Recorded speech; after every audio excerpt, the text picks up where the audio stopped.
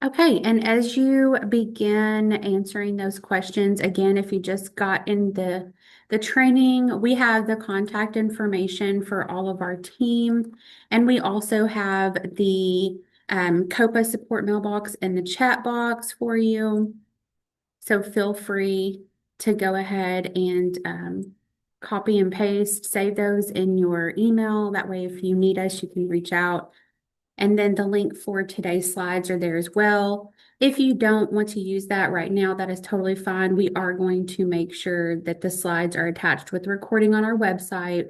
Um, Typically, it takes a few business days to get that uploaded to our website, but it will be there. If you have any questions, you can feel free to go ahead and just put those down in the chat box, and our team will be happy to help.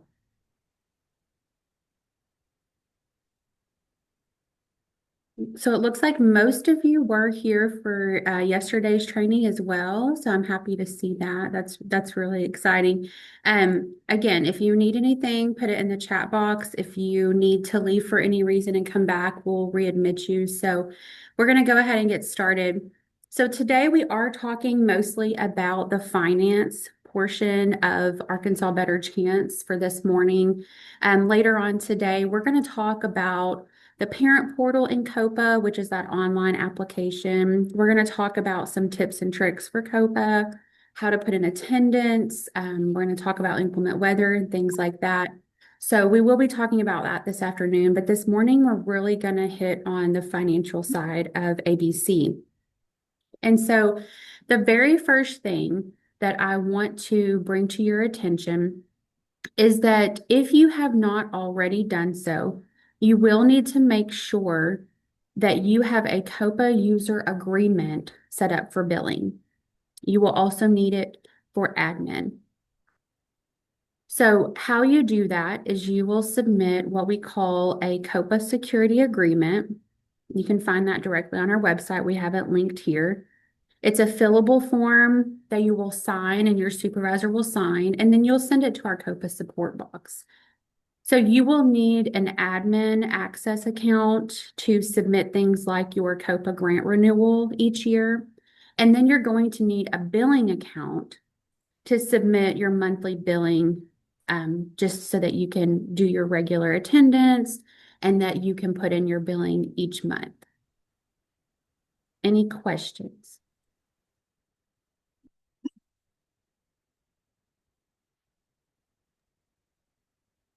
Okay. And again, that can be found on our website under forms and documents.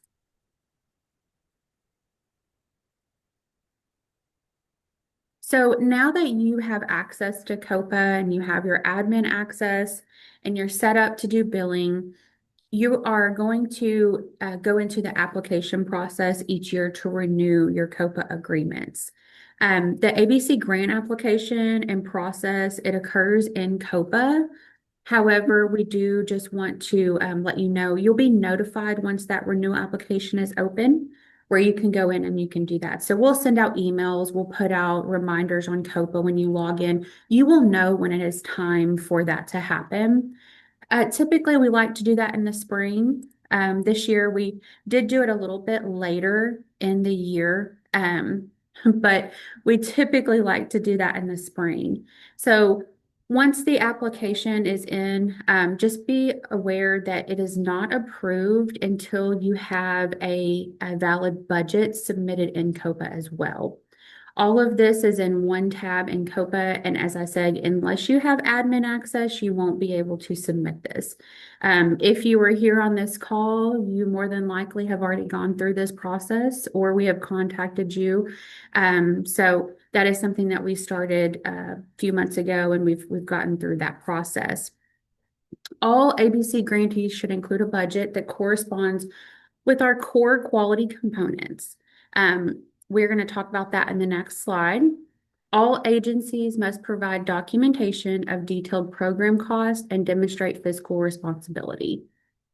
So we want to make sure that you have your budget detailed out. We want it to to be responsible. We want to make sure that there's no red flags on your budget. That is why you're required to do this.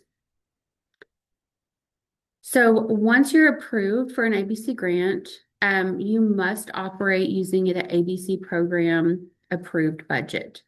If for any time you need to make an amendment throughout the year, let's say you budgeted to spend $1,000 or $1,500 on one section of your budget, and then you were going to spend 5,000 over here, but now you have a change in your budget, you can always submit an amendment to us up until June. And so we'll talk a little bit about that amendment process, but just be aware you do have that option if there is a change. So failure to return the signed grant agreement will cancel your participation in the ABC program. Many of you may have gotten an email from me. You may have gotten an email from any of our team asking you about the signed grant agreement. We may have had to make some changes. If you had some changes in your calendar or anything like that, then we definitely may have, done a new grant agreement and sent it to you. So just be aware that that is a really crucial part of the entire process. Okay. And then finally, you will receive an approval notice when all parts of the grant have been completed. So just so that you are aware, once we have completely reviewed your grant application and the documents that we have asked of you to submit, you are going to receive an approval notice. And so that is going to be uploaded into COPA under eDocs for you to have. And if you have any questions or you don't see that, once we get it uploaded, you can always reach out.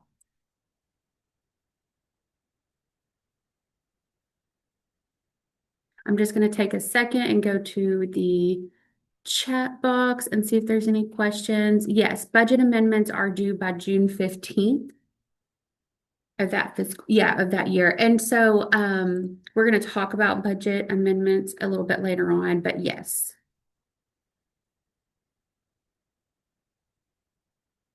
We don't have to renew if you're already. So if you've already renewed in COPA, yeah, you wouldn't need to renew again. Everyone should have already, and we would be reaching out to you if you had not submitted that. Is there a calendar? So Lori, we don't have a calendar necessarily. Typically what we do is put reminders on COPA, but if that is something that would be helpful for you as providers, we could probably build something out that is just a simple calendar that has when things are due throughout the year. Yeah, that's a great idea.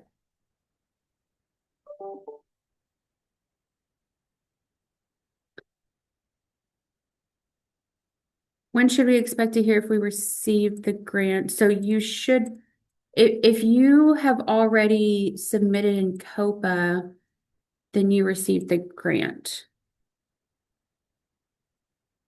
You would have been told if you did not.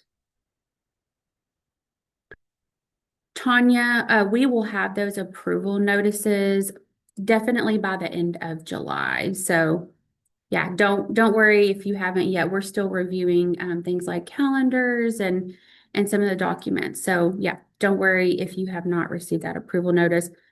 And exactly, we will notify you if there's anything that we need additional from you all. Mhm.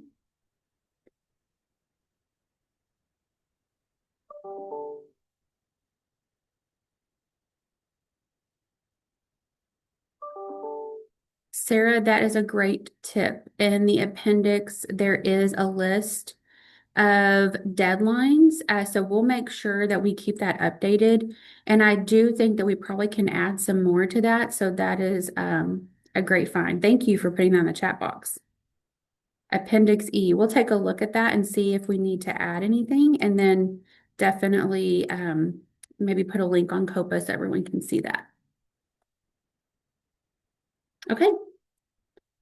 So now we're going to talk about the core quality components. So I know that's a lot to think about, but when we talk about that, really we just mean that we are looking for finance, the administrative cost. We're looking that you have well qualified and compensated staff. We're looking at that nutrition section, curriculum and equipment, that meaningful parent engagement or parent involvement, your transportation if you use transportation, accountability, which is going to be the reporting and the required final disclosure audit and things like that that we are asking you to submit, your professional development section, your screenings, and technology. All of these are the components that make up your budget for ABC.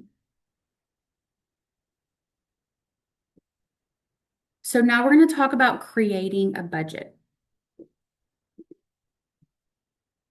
As most of you know that are here, and if you are new to this process and you're not aware, there is a 60-40% match. So 60% is your ABC reimbursement. This is your budgeted ABC funds. And then you have a 40% match that is required of your total grant award. This can be cash or what we call in kind and budgeted by the agency. We're going to talk a lot today about what those different types of in-kind can be of that match. So don't worry, we're going to give you some different sections and different examples. So your match source is defined in the budget. You do have to be specific.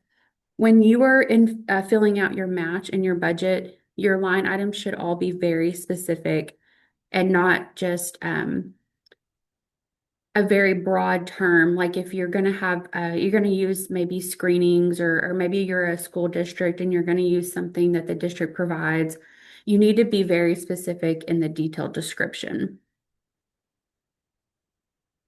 And then you want to make sure that those items are corresponding to the core quality guidelines. And so we are asking that you make sure that it is financially feasible for your agency. ABC should not be the sole source of funding. So that is something that is in the ABC law. It's in the ABC rule. ABC should not be the only source of funding for your program and the only budget that you operate off of. It is not meant to be the only budget. So we just want to remind you of that and just make sure that you're looking at your business model and you're looking at those other options.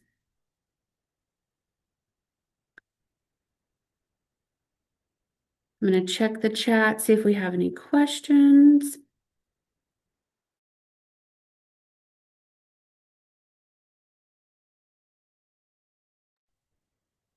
Okay. So now we're going to talk about match funding. So what is match funding? There are two types of match. As we said, we have the first, which will be your cash. This is a monetary value of goods and services that's provided by a program or a collaborative partner on behalf of ABC children. It's just what it says. It's a cash value. Then you have your in-kind. So this is a value of goods and services that is provided by the program or a partner on behalf of ABC children. So for example, donated equipment, office space, utilities, or labor. If you have a large donation of things like computers for your staff, or you have playground equipment that's donated, or maybe the agency that you are located at has playground equipment that they pay for out of different funds.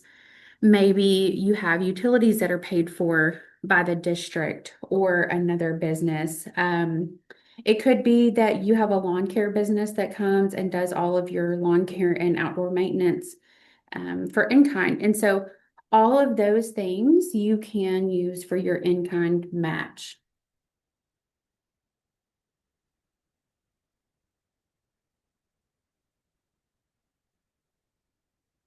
So when you are listing your match sources, we want to make sure that you're indicating who is providing that match source. So whether it's a school district, whether it's an agency, if you have Title I, ESA, ARPA, CARES funding, we want to make sure that you're clear and detailed on who is providing that match. And as you probably have already done when you go through that COPA renewal in your budget section, it is going to list out exactly each one of these sections. But we want to make sure that you understand we do need to make sure that we have a source for that match. So when you're designating, we don't want you to put cash, we want you to put the actual name of funding. And then we just want to talk about calculating match. So in the past, there has been a calculation that's been used that is a little more complicated. We've gotten some updates from our finance team members at OEC. And so this is the calculation that you want to use to find your match. As we said, it is 40% of your total grant amount. So if your a grant amount is $100,000, 40,000 would be your match amount.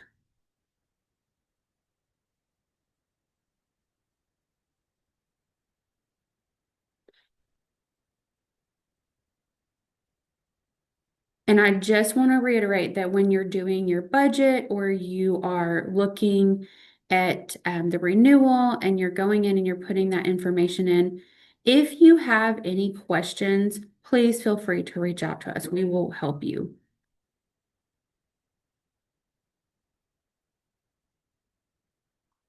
Kim, if you will send us an email to COPA support, we can take a look and make sure. If you're second guessing anything that you put, we can take a look at that.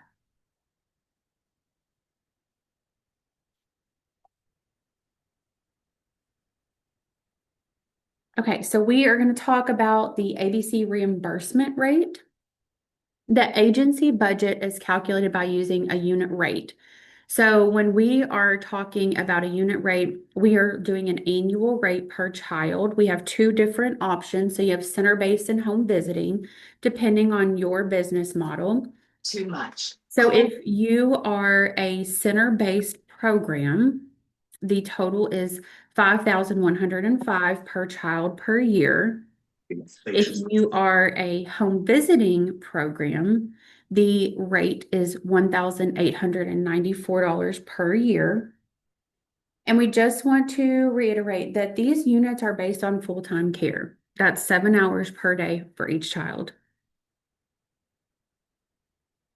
So if you have a child that is consistently being put on an alternative schedule, or and there is not a process in which that has been phased out, that unit rate is for full-time care. We don't offer a part-time rate as you would see with maybe if you receive school readiness assistance funding, you may have a part-time, a weekend rate, a full-time rate. We do not have different types of rates in ABC. There's one that is just full-time, 7 hours.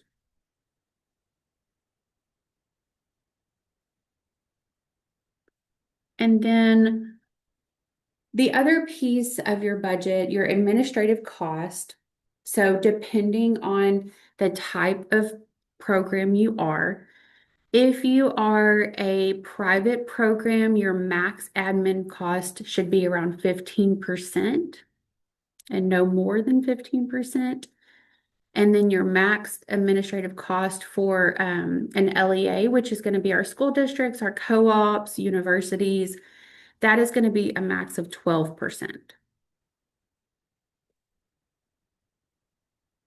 I'm going to go to the chat box before we go on to start talking about allowable costs, just to see if we have any questions.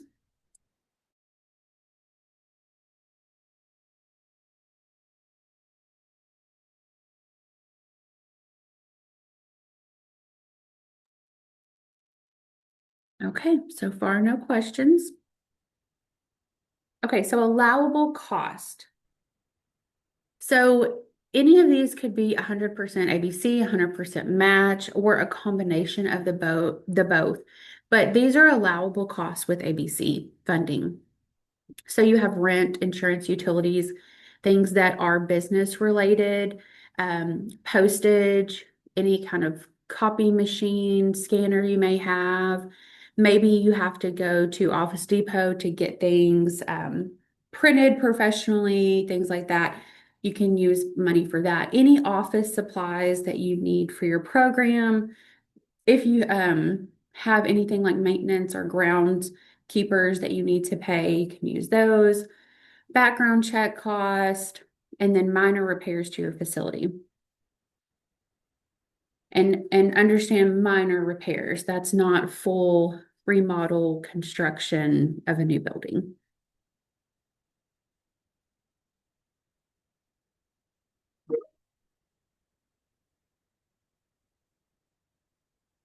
So what are some unallowable costs? So as I said, construction and renovation, um, we only allow these if they're minor or if that renovation is something that you have to do to meet minimum licensing requirements or classroom quality requirements.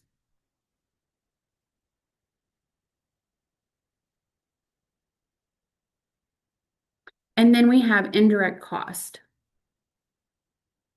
So anything that is in the approved budget you can use, but if you have other costs that are not associated with your ABC program, you cannot use those for with ABC funding. So we're going to also talk a little bit about prorating the cost for the number of ABC children. So we just want to give an example of this for everyone to understand. If you have 20 ABC funded children and 20 of your children are CCDF funded, which means maybe it's federal pre-K or maybe it's school readiness assistance, both of those classes share the same building and you may have the same utility bills. But since half of your preschool is funded by ABC and the other half is funded by CCDF, you could only pay half of those utility bills with ABC funds. So anything that you're prorating, it would need to be defined on your budget line items and just make sure that you're only using 50% if half of your program has other sources of funding. And again, if you have specific questions and you're going through your budget or you're working with your finance team and you have questions, send us an email, reach out to COPA support.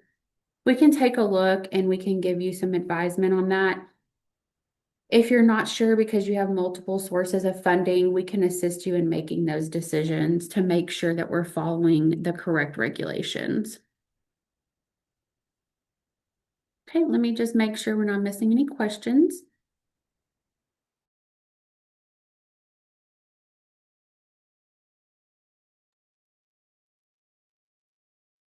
Okay.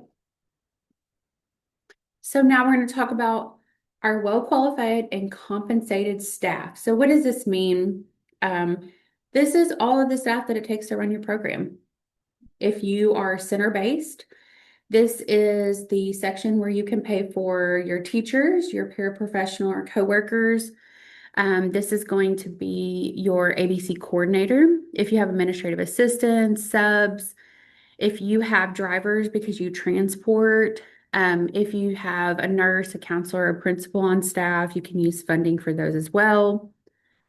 And then for our home visiting programs, if you have a home visitor or a home-based educator, your coordinator, administrative assistant, any of those staff in your ABC program are going to fall under the well-qualified and compensated staff section of your budget. So there also is the fringe benefits. So those apply for ABC staff as well. You can apply that to substitutes as well, but only if they're employed by the agency. So you would not want to use your ABC budget to pay for fringe benefits for maybe a substitute that is hired on through a substitute company. And then you are able to include insurance, employer paid taxes, retirement if you choose. So some things that you should not include in those fringe benefits paid by ABC would be sick days, holidays, vacation days, training days, or uniforms.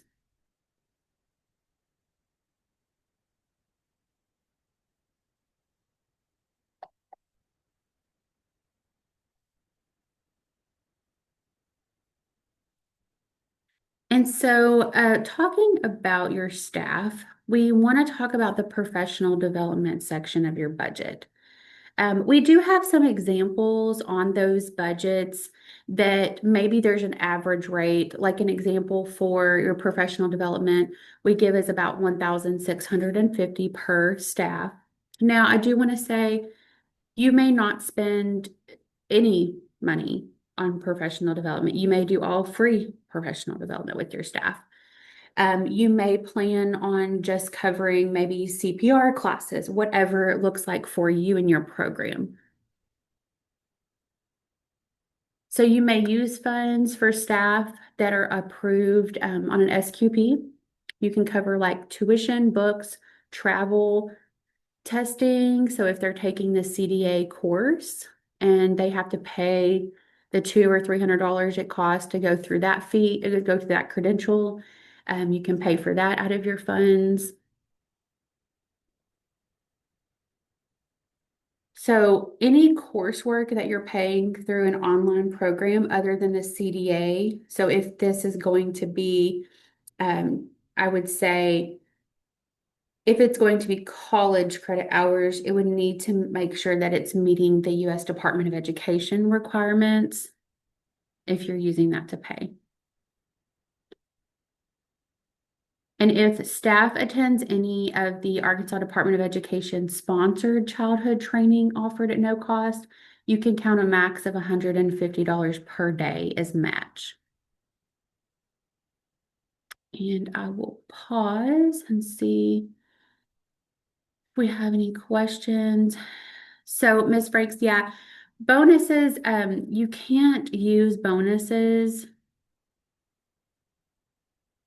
Yeah, I mean, if you had other if you had another way of doing it, you could, but not as a bonus or like a, yeah, yeah.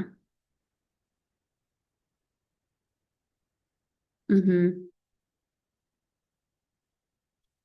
And then, Rebecca, do teacher salaries have to be prorated if there are ABC children in every room?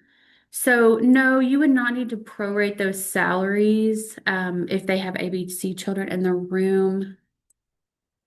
I think that's what you're asking. Mhm.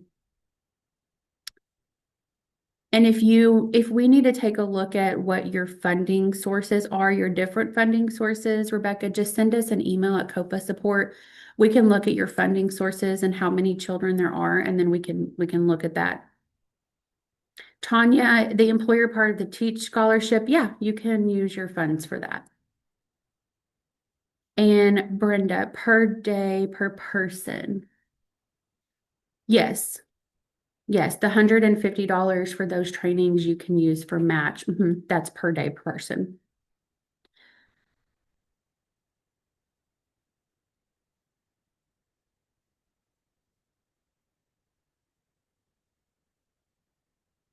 Okay, let me see here. I think I got all the questions. So we're going to talk about the child screenings. Is there a link for such a? Yes, one of my team can copy that link. I think it's above in the chat box. We can recopy and paste that.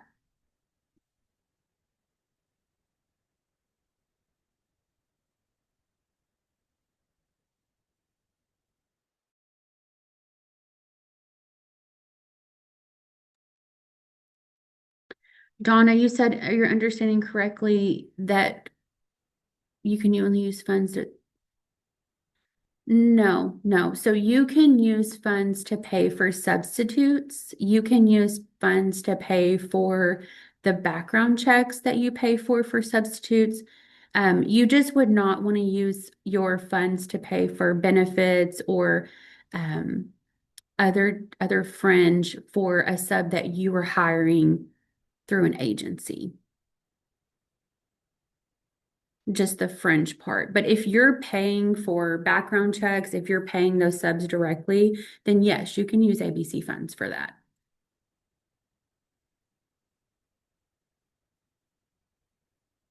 Okay, so we are going to go into the child screening section. And again, We do want to just talk a little bit about it. When you're looking at these budget forms and you're going through this process, we do have several different examples that you can use.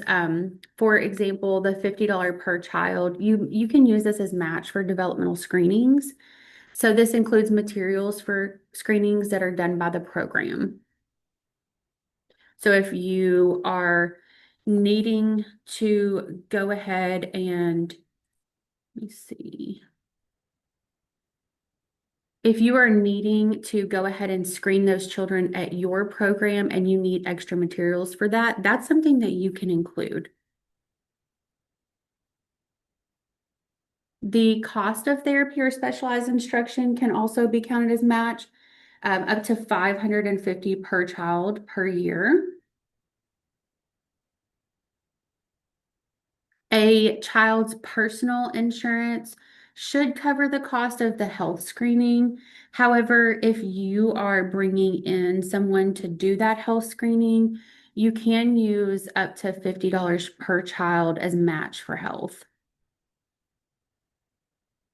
And if a child has no insurance, you can use your ABC funds if you need to assist that family in paying for a health screening.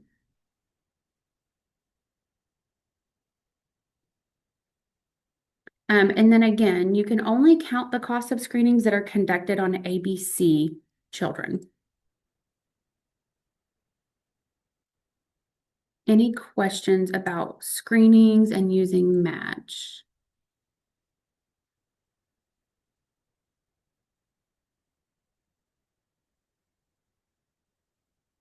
Okay,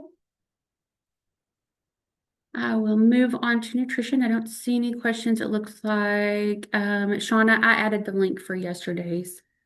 These will be on our website as well.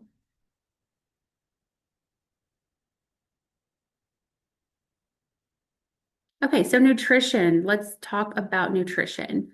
You can count 100% of the reimbursement for the National School Lunch Program or the USDA for ABC children as match.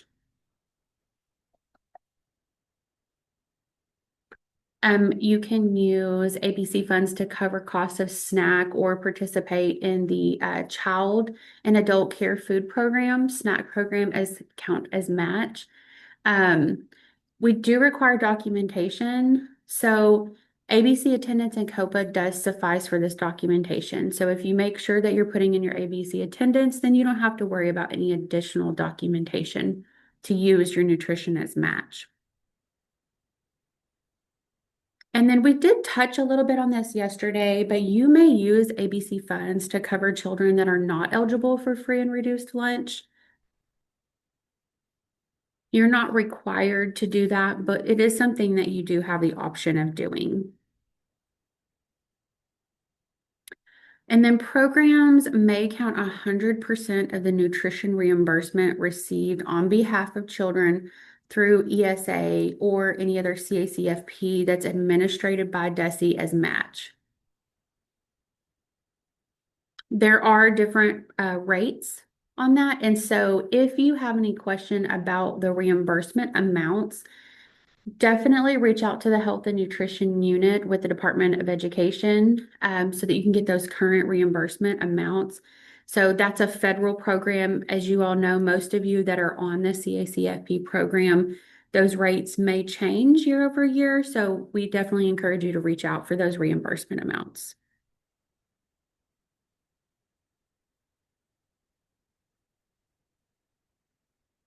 So transportation. If your agency does choose to transport, we do allow for you to use several different things in your ABC funding. So if you have a vehicle lease or rental, if you have fuel maintenance, of course, insurance, all of those things you can use ABC funds to pay for. And there may be some other things. So for the Arkansas minimum licensing standards, you do have to have it's a security device that goes on the back of that van. If any of you use like 13 passenger vans, you know, Whenever you get done, you open those doors. There's an alarm that goes off. You have to go to the back and turn that alarm off. And it's a safety feature to make sure that no child is left on the van. So there are things like that. There are things like booster seats that you may need or car seats for the van, anything that would meet the standards of minimum licensing. And you can use ABC funds for that if it is for ABC children.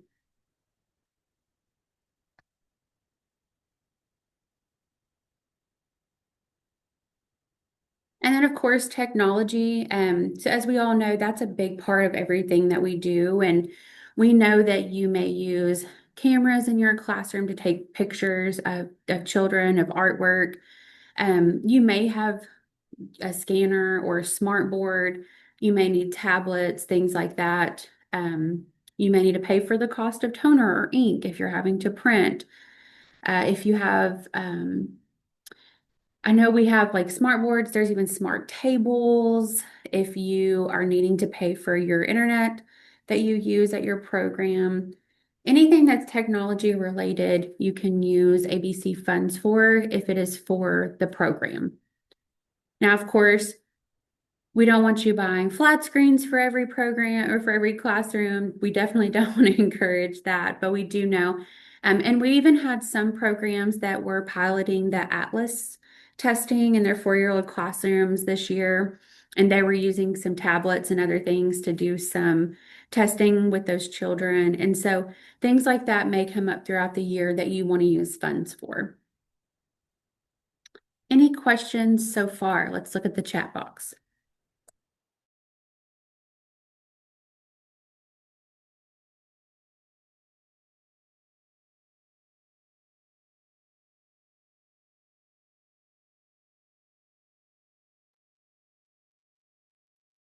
Okay, we are going to move on and talk about parent engagement. So again, we do have some examples of cost for parent engagement. An example would be like an average of around $100 per child for center-based and $50 per child for home visiting programs. Now, there are some examples here. This is not the end all list. So if you ever have a question about what is allowed, you can always email us, call us, and we can help walk through that. But if you do things like parent backpack programs, if you have field trip fees, if you have a holiday function where maybe you're going to be having parents come in and have a party or other things like that. If you have speakers that are coming for a parent meeting, interpreters or translators. We've even had some questions about like t-shirts for staff and for child learning activities. And then parent workers, you can use Match for this. So what you cannot use for parent engagement is any parent time at home, parent mileage to those meetings, and door prizes.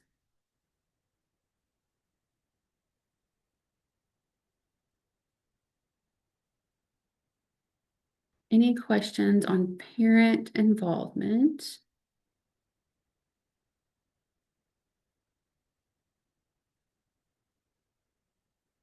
Okay, so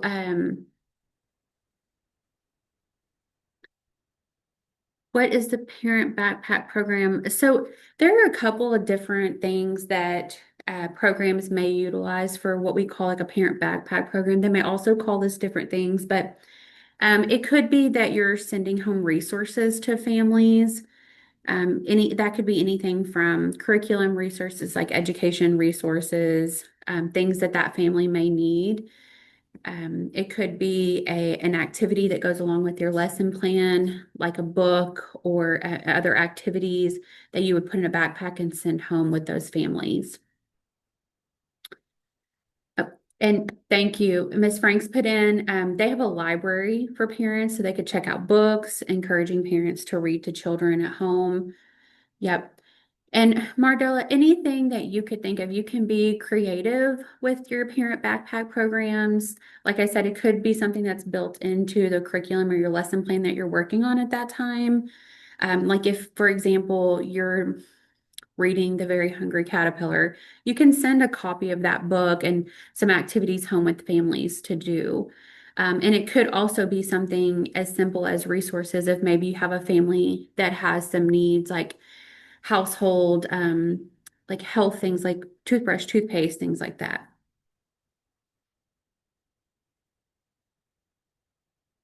Angela said, helpful hint, order your office supplies from Quilt and you will receive coupons that can be cashed in for different items and could be given for door prizes. Oh, that's a great idea. I've not heard of that. Thank you.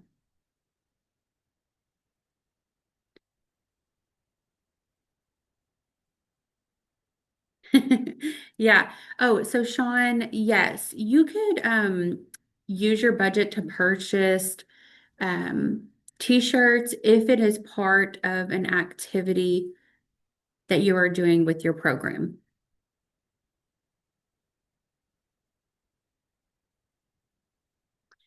And so, talking about those parent backpacks or family backpacks, or I think there's probably lots of different names and different programs that different providers may use. Want to talk about curriculum and equipment. So, when you're thinking about utilizing your ABC funds, an example of a rate would be around 275 per child for center base and around 187 for our home visiting programs. So we want to make sure that if you are purchasing curriculum or supplementary curriculum, that it is one that is approved by the Office of Early Childhood. So we have a link on the slides and you can directly click on that from the PDF. You can go to our website. We have an approved curriculum list. And I know we've talked about that a little bit yesterday. But that list it has been updated and current. That is for the 26-27 school year. So you do not need to go out and buy a new curriculum this year if yours is not on that list, but we want you to start thinking about moving to one of those approved curriculums for next school year. And again, can be used for the full curriculum, supplementary curriculum. If there is training coaches that need to be involved for that, you can use ABC funds as well. So Sean, Adventures in Learning is not on the list for 26-27. However, we do encourage that if there are other curriculums that are interested in being approved, they definitely need to reach out to the Office of Early Childhood, to our partners and get with them on a review process. They do have to follow several different areas in a rubric to qualify.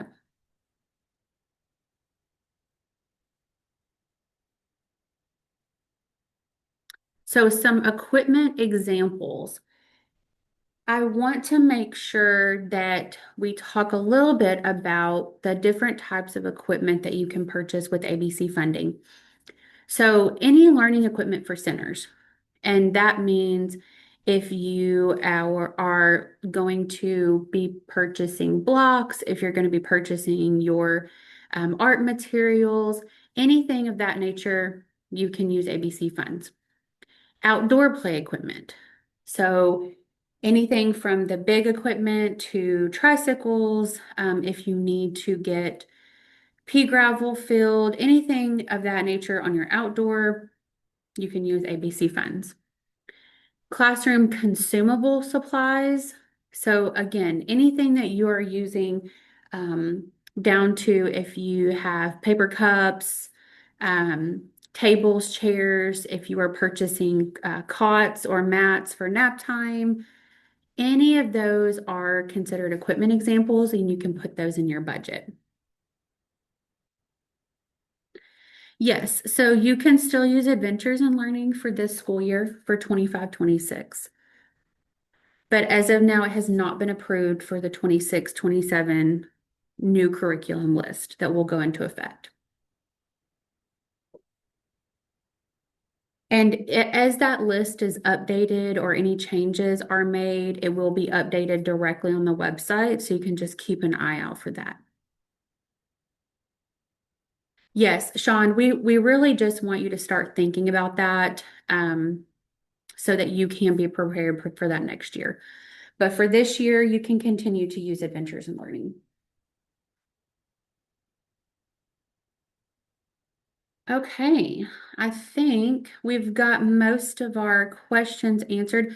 So I am going to let my coworker, Nancy Pearlstein, is going to take over on the last couple of slides and talk to you all about the required financial reporting. Good morning, everyone.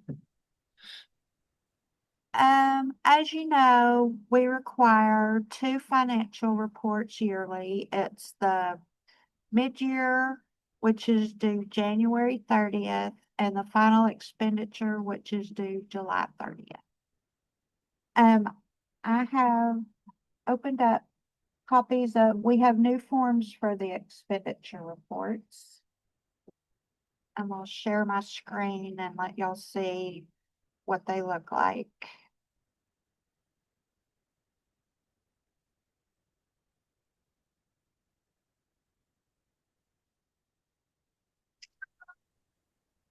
Can you see the,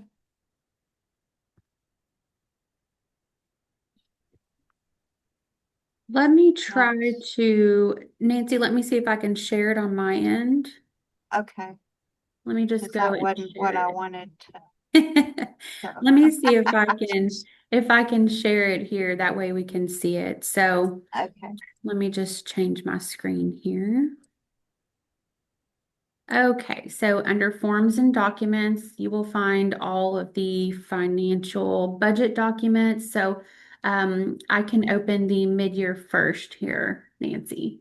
all right.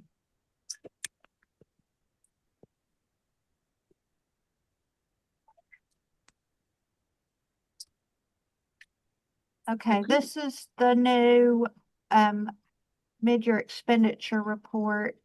Um, Finance has added a couple columns to for their reporting because I have to send this to them. When you complete these, it is in an Excel format. If you will keep it in the Excel format when you send it to us, it helps me when I do when I'm checking them because I have to put in formulas. And there is the expenditure report justification page. It has not changed. That is a Word document and you can scan it into a PDF and email it or upload it to COPA, to eDocs. And when it says to put the your name of agency, that is not the name of your site. Like if, say, just off the top of my head, I think of BB School District and the site name is Little Badgers Pre-K. If you just put Little Badgers Pre-K, I know that that's BB School District, but one of my coworkers may not know. So we really need the name of the agency, which would be the school district. Um, and then the final, well, the mid-year expenditures are from July 1st through December 30th. We use that to determine if you'll need a budget amendment. And we usually like to see around 40 to 50% of it utilized. Then the final expenditure report is due July 30th, and it's for the expenditures from July 1st to June 30th. We use that to close out the program year, and we'll determine if there is an overpayment due by y'all. And The expenditure certification form must be submitted with the reports. There is a final disclosure audit that is due every year, and they have changed the amount from $100,000 to $750,000 that you receive total funding, not just from ABC, but from all funds. You, if you pay for the financial audit, then you can prorate it and use some ABC funds to help pay for it. And it must be attested that it is submitted by the auditor, your auditor or financial preparer.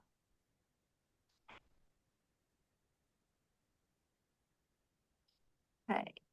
If you need to do a budget amendment, is if you move more than $1,000 or 10% from one category to another. The last day to apply for a budget amendment is June 15th, and it can be found on our website. And again, it's an Excel form, so if you'll just attach that to an email instead of printing it out and then making a PDF, because I need it in the Excel form. And I think that it is on all of our forms, Nancy, but just as a reminder, when you're submitting these forms, submit them to our COPA support mailbox.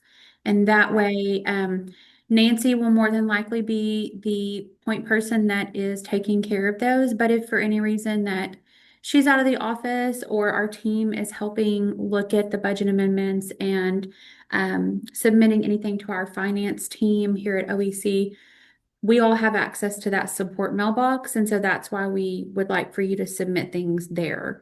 So it should be on all of the forms, but if not, if you get a form like that, that is where you'll need to submit. I just put it again in the chat box. Save that to your email as our contact information. Do we have any questions so far about reporting? Let's see. No, if you don't have to amend it, you don't need to worry about it. Joyce. I don't see any other questions, Nancy. Okay. I did see, oh, someone did ask about the June or July for the final. So here are the dates for mid-year and final. So the final expenditure is, it's July. July. Mhm. Right. Yeah. Um, being usually on the budget amendments, it's the deadline is June 15th, but I will take them later than that.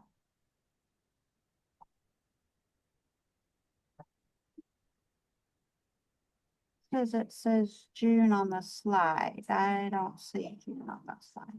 Oh, that is the dates that, let me go back. Oh, that's the dates that you're reporting for the Yeah. fiscal year. But it's due on July 30th. We try to give you some time to get that. And Ms. Franks asked on the final audit. So yes, let me just go back. So this is the direct verbiage that we have received. This is the final disclosure audit. So any state, local government, or nonprofit entity that expends more than 750,000 in federal awards in a fiscal year is required to have an audit. So that is for all funding. So if you receive school readiness assistance funding, ABC funding, if you receive any other type of funding from us, you would need to add all that together. So it used to be anything over 100,000, and now it's 750,000.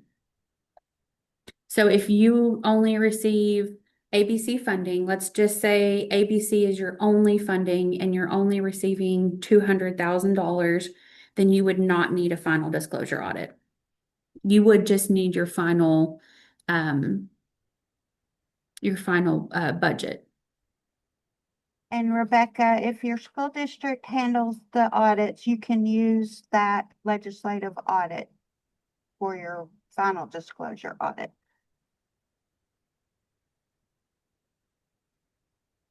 Yeah, I don't think we put that in the slides, but if Yeah. you're a school district, you're already required, and that goes into the legislative audit system, and our finance team can pull from that. Big savings. Yes, we hope Okay. that this will definitely help programs that are not receiving a large amount of funds, to save on those final audits. We know that they're very expensive. Okay. Okay, getting paid. Programs are allocated a maximum amount of funding based on the expectation of 100% enrollment of awarded slots. Programs are paid monthly. All child enrollment, attendance, visit information will be obtained from COPA. Programs must enter data in COPA to be paid. Failure to bill through COPA by close of business on the 5th of the month could result in delayed payments. Um, so far this past year, everybody's done pretty good with the billing on time with just a few stragglers, but we're getting better every year. So, on the 5th of each month, from October through April, attendance will be pulled from COPA and paid as follows. $510.50 per child per month for center base. Please refer to your grant agreement for details. And $189.40 per child per month for home visiting. Please refer to your grant agreement. Each ABC provider must establish and maintain a separate bank account for the deposit, transfer, and withdrawal of all ABC funds, or establish a specific identifier to distinguish ABC funds. No other funds of the ABC provider shall be commingled with the ABC funds. Please contact us for required documents to set up a direct deposit. Um, I I think know it's most of you should already have an account set up with our finance team. I don't think we had really a whole lot of new programs, but I think mm, this would be where if maybe you've had to change banks or anything like that has come up to where you're needing to change your direct deposit, then you would right. need to get those documents from us. Are there any questions about the payments so far?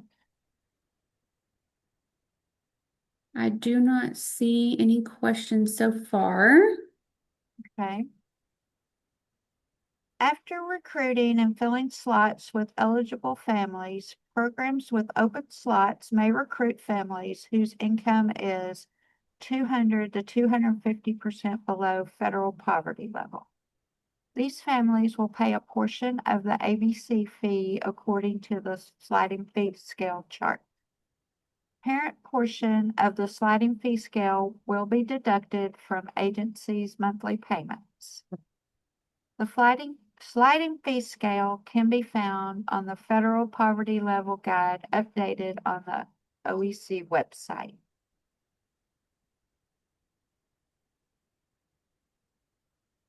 Are there And that any is going to questions? be, yeah, and that's going to be in the same section in the ABC section of the website under forms and documents. So Mhm. most of you are used to looking at that for your household, your scale to look at if they're meeting the income guidelines. And that bottom part on the same document is the sliding fee scale. If you wish to utilize it, you are not required to use it. So someone had a question. Okay, so the legislative audit. So if you are a school district and the school district receives a legislative audit, then those go into a specific system. If you are a private program that is not legally required to have a legislative audit, and you're a private company, then you would do what we call the final disclosure audit. And if you're not sure, just send us an email to COPA support and we can look at your agency and just see what exactly is going to be needed for the end of the year for you. Okay, what to expect during a fiscal review. ABC programs will be notified when receiving a fiscal review.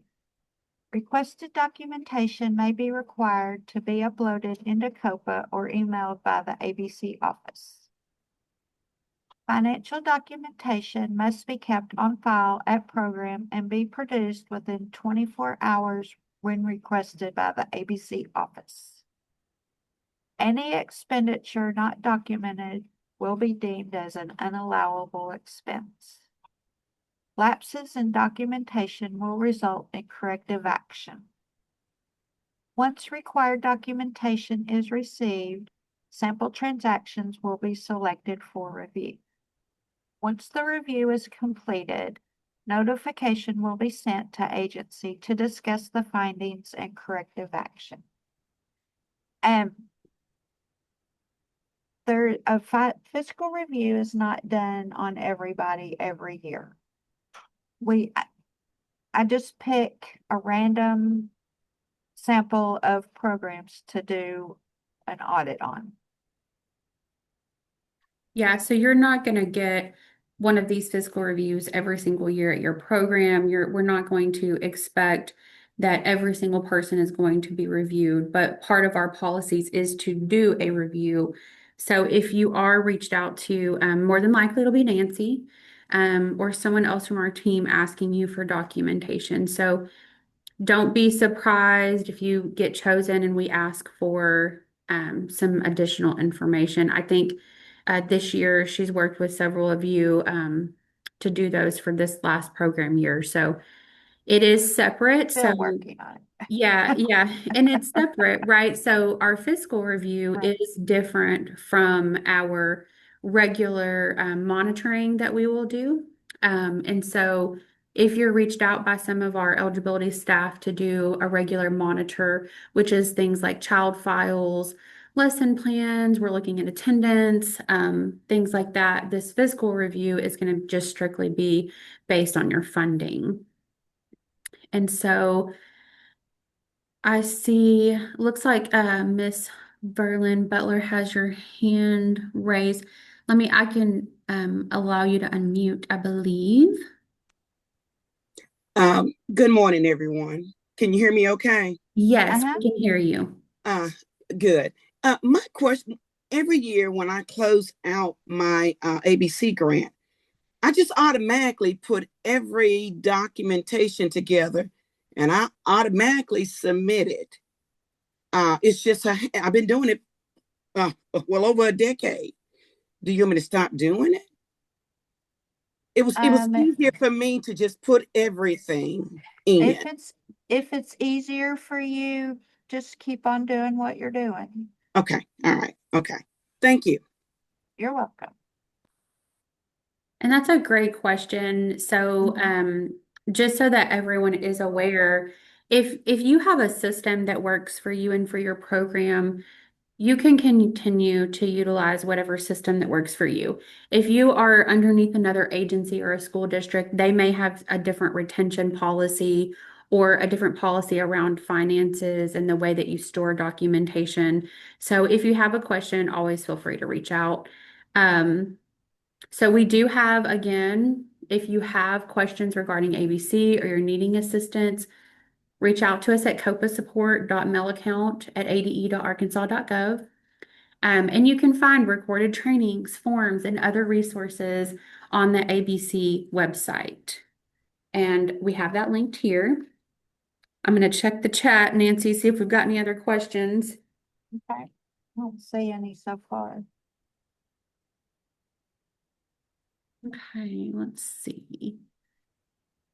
So we are going to take a break before we get into the next part of our training. When we come back from break, we are going to go over, or Miracle Lee, one of our eligibility specialists, is going to go over the parent portal option in COPA and how to submit an online application. And so we are going to take a 10-minute break for that. So we will come back. It is 10:11. So we will come back, let's say 10, we'll just say 10:25. So we will come back at 10:25 and start on the parent portal. Enjoy a little break.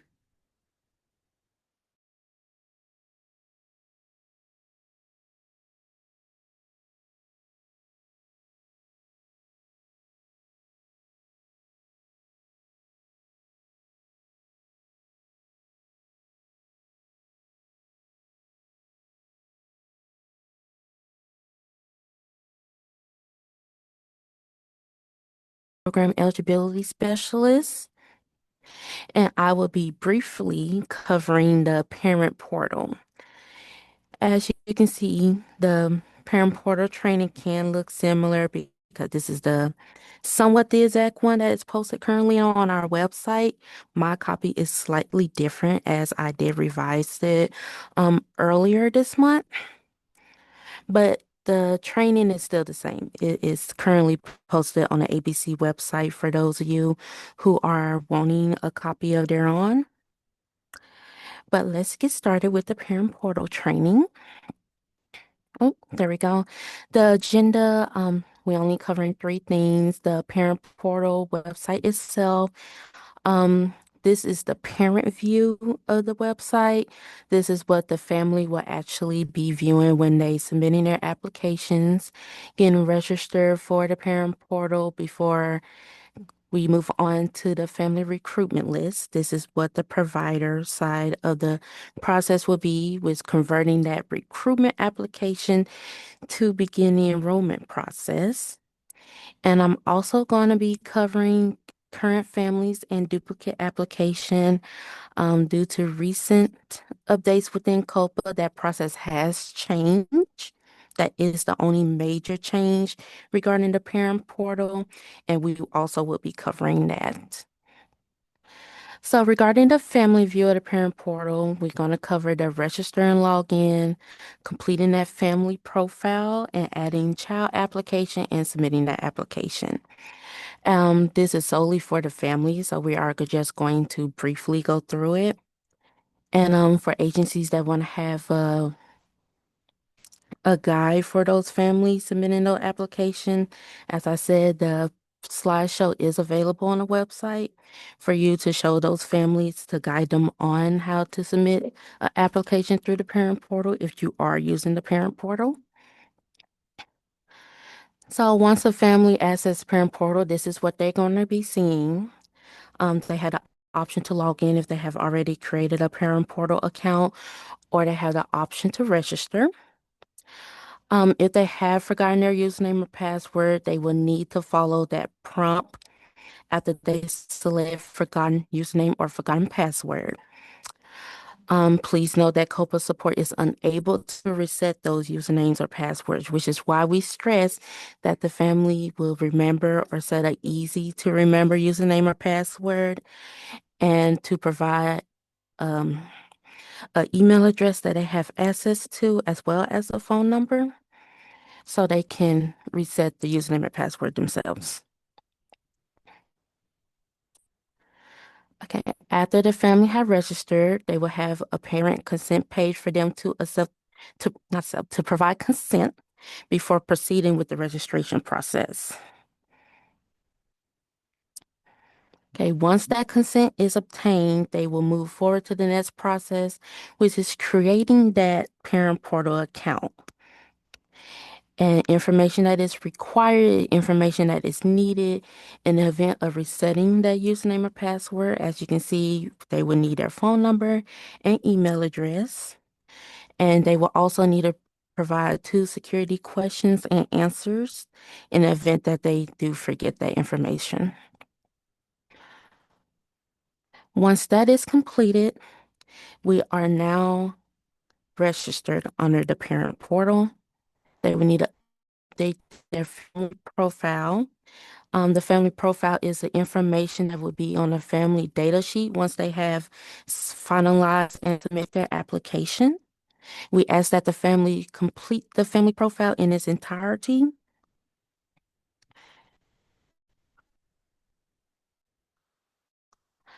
And, and once all information is entered, they can continue on to the next section of the family profile. This profile portion is information regarding the primary caregiver. As you can see, it asks for their name, ethnicity, gender, race, language, education level, employment status, information such as the household size and the number in their family. The next section is the contact info for the primary caregiver, such as address, city, state, zip code, phone number, and do they consent to receiving text messages as well as their email address. And the next section will be regarding the secondary caregiver information. They can check the checkbox that's stated no secondary caregiver and they can move forward from this process. And the final information they will be needing is to enter their income. They can indicate whether they're receiving SSI or TANF, as well as confirm if they're not receiving any income. And then they will need to save their progress to return to the profile to complete at a later time if they're not able to provide all information in one go. After the family profile has been completed, they are now able to proceed to the next step, which is adding that child application, and in which they will ask for the enrollment year, the child's first and last name, gender, date of birth, ethnicity, disability status, and as well as choosing the enrollment location for that child. They can filter their desired site by the following options, which is the agency, home zip code, or site/school name. It's important that they complete this section, as if the information is blank, you will not be able to access that family on the family recruitment list. Once all children profiles has been entered under the family profile, they can move forward in the process to finalize and submit that application. Once the application has been finalized and submitted, the family will no longer be able to edit their profile or the application itself. They will, however, have access to view notification resources, access reports, or upload any additional documents needed. Do you know if parents can easily use the they should be able to use their cell phone, as this is a website, but it may be easier to do it on desktop or laptop, as it's a lot for them to fill in, and I can understand how the phone screen can be slightly small and may change the format of the display, which can confuse the family. Yeah, I think Miracle, I do think that it will format when you open it up on your cell phone. It should format because COPA itself does the same thing. If you're on a Mhm. tablet or a cell phone, it should format to fit. But if that does not work, if you will just let us know, we can always submit a request to COPA to go in and change those options. It doesn't always happen immediately, but we can kind of do a request to them. So just send us an email. You can let Miracle know, or you can send us a COPA email if your family's having a problem with that. And we'll be happy to submit to COPA a request for a change. Yes, ma'am. Okay, once the application is submitted, the family will be able to, as I stated, view notification resources, access reports, and upload documents. Families will also receive a confirmation page that include the following information, which is regarding them uploading required documents after submitting the application to you, which is providing a birth certificate, vaccination records, their EPA STD, copy of any insurance card if applicable, and proof of income and residence. And moving forward to the family recruitment list, which is the side of the parent portal in COPA for our providers. This is where you will be able to review the submitted family and child application as well as convert those recruitment applications, also known as the parent portal application, to a regular application on your wait list. And to access that family recruitment list, you will have to sign into your admin COPA and go to your enrollment drop-down menu. From that drop-down menu, you will be able to select family recruitment list. And from there, you will be able to view submitted applications that are listed under your agency. And for example, we have one listed for Trista Martin. And as you notice, we got two more columns listed on her application. The one on the left is more geared to the family application, and the one that on the right side at the end is geared toward the child ID. And under that more column, you will have 9 little dots as their icon. Selecting that icon will provide a menu of quick links to add notes or view either children or family profile prior to converting the application. And as stated, the first set of quick links are regarding the family profile, while the second set is regarding the children profile. And you are able to enter notes, view income. If the family hasn't entered prior information, I know some information listed is required, but not all information is required. We do advise providers to let their family know to enter their information in their entirety. But in the case that the family don't, you are able to view missing information that needs to be entered. You can also view family uploaded documents, as assessment page. You can view the child checklist, and you can send notification to the family via email. Hey, Miracle. Just gonna answer one question or a couple of questions that we saw. Just so everyone does know, you do not have to use this online application tool. So if you are utilizing those paper applications, you can use those. This is not a requirement. The benefit to using the portal in COPA and this application online is because the family is doing most of the work that you are doing by putting in a lot of their information. So they're already filling out some of that, the family data sheet, the child data sheet, a lot of that they're already putting in. They're uploading those eligibility documents for you digitally. So it can be used to utilize, especially if you have a larger program where you're processing hundreds, even like Little Rock School District where you're in the thousands of applications. This is a helpful tool for you to make it easier for you, but it is not required. Yeah, Shay, you are good. No, no, if you want to utilize paper applications, you can. And yes, so when you have families that come in, if you want to have them come in and you want to help them create an account and you want to walk with through them through this whole process with them, you can do that, yes. And then Donna had a good question about will this be okay for licensing for record checks?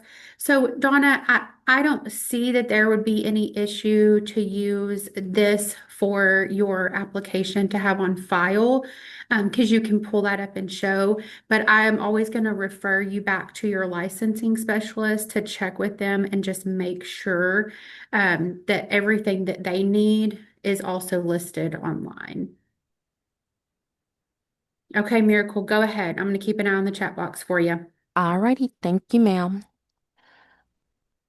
Okay, proceeding forward. Once you have ensured that all required information is complete by reviewing the list under missing info, and you have entered all information that were missing, you are able to convert the recruitment form to a regular application. And you can do so by selecting the checkbox that is right beside the More column for the family profile.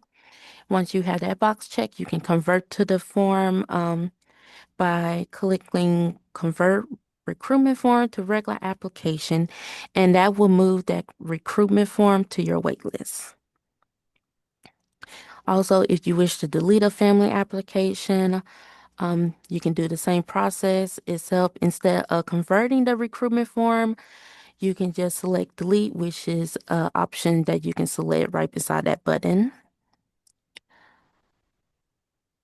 Alrighty, and as stated, when you review any potential missing information, it will forward you to the recruitment form that look very similar to the family data sheet. You have a little pencil right by the recruitment form by the little arrow you see on the family data sheet. That will allow you to enter any missing information. As you know that once the family have finalized their application, they are not able to go back to the parent portal to edit any information while it's submitted. If they want to add any additional children after they submit the application, you would need to convert their application for them to add that additional child application. If they, for example, miss to add another child or they mistakenly add that child as an additional family member. And as stated, once the application has been converted, the system will notify you that the selected family and children has successfully been converted. You will have an option to return to the family recruitment list, and the selected children are now on the wait list, and you may proceed with the standard enrollment process in COPA. Hey, Miracle, I had a program yesterday. I would say once they converted the application, all the uploaded documents disappear. Is there a place that they go, or do they just disappear? Well, from my knowledge, any documents the family has uploaded should be accessible through the child's or family e-docs. Okay, because I didn't see them, Yes, but ma'am. I may not have been looking at the right place. Yeah, and if you have a problem, if you are not able to locate those documents, send us an email and we can help take a look at that. But it should be under the child or family documents. Yes, ma'am. And for Carrie Ashcraft, she asked, can we edit the application on our side? Yes, ma'am. You can edit the application by accessing the family recruitment list, and once you select the family's name, you will be able to view their recruitment form. It will say family data sheet, and right beside primary caregiver general information, you will see a little pencil. It's right before the recruitment form that is bolded red. Once you select that pencil, you will be able to add any missing information that the family has not entered.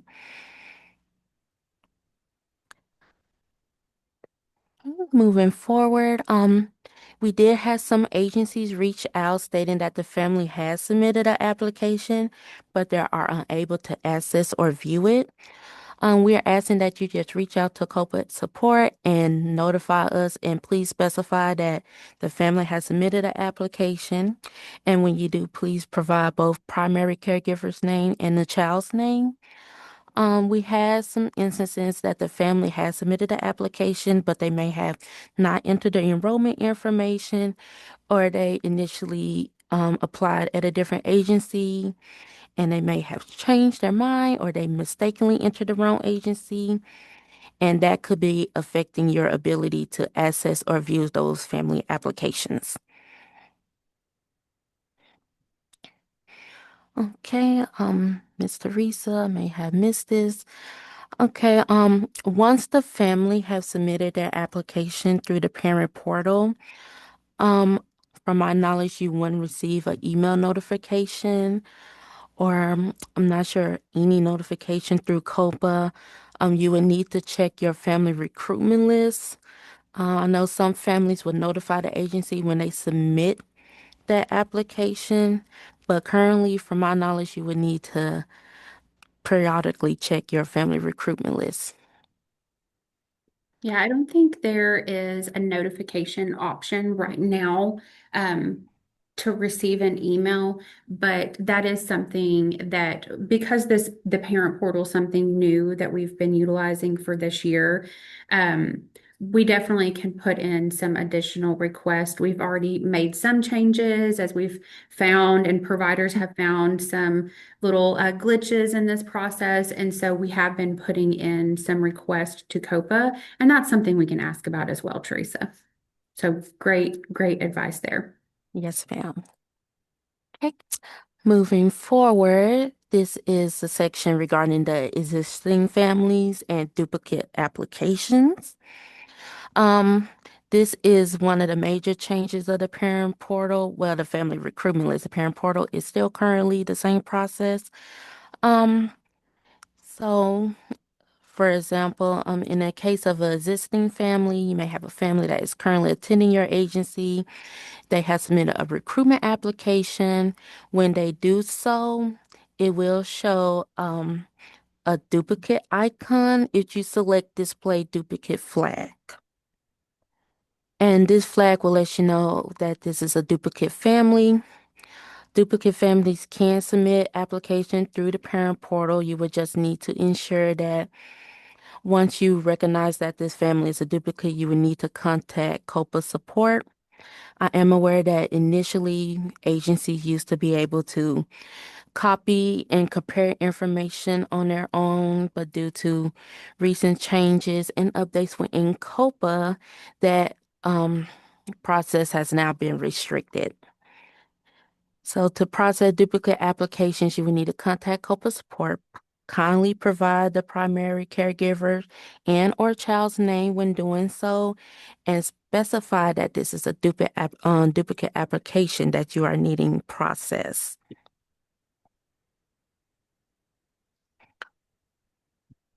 And if you are experiencing any issues with the family recruitment list or accessing those families' uploaded document, as Ms. Nancy mentioned prior, you need to contact COPA support or you can contact me and we will work with getting those issues resolved in a timely manner.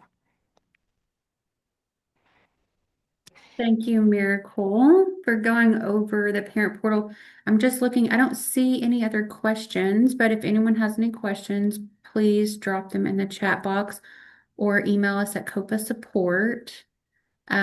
We definitely are excited about the parent portal. I think it's going to be very helpful for a lot of our programs.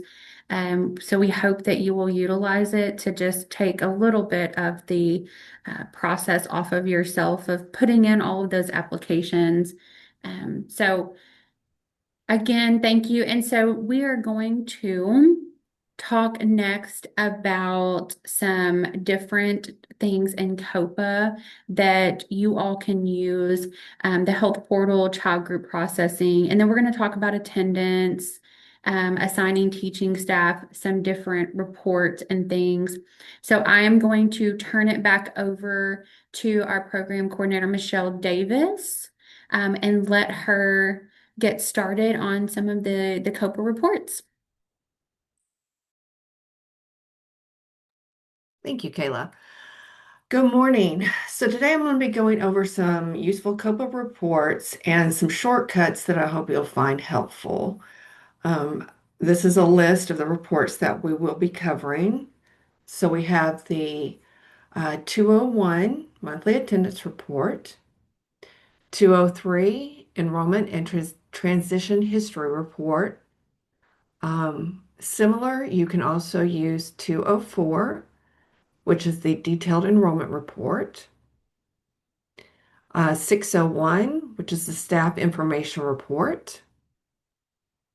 973, class and teachers profile.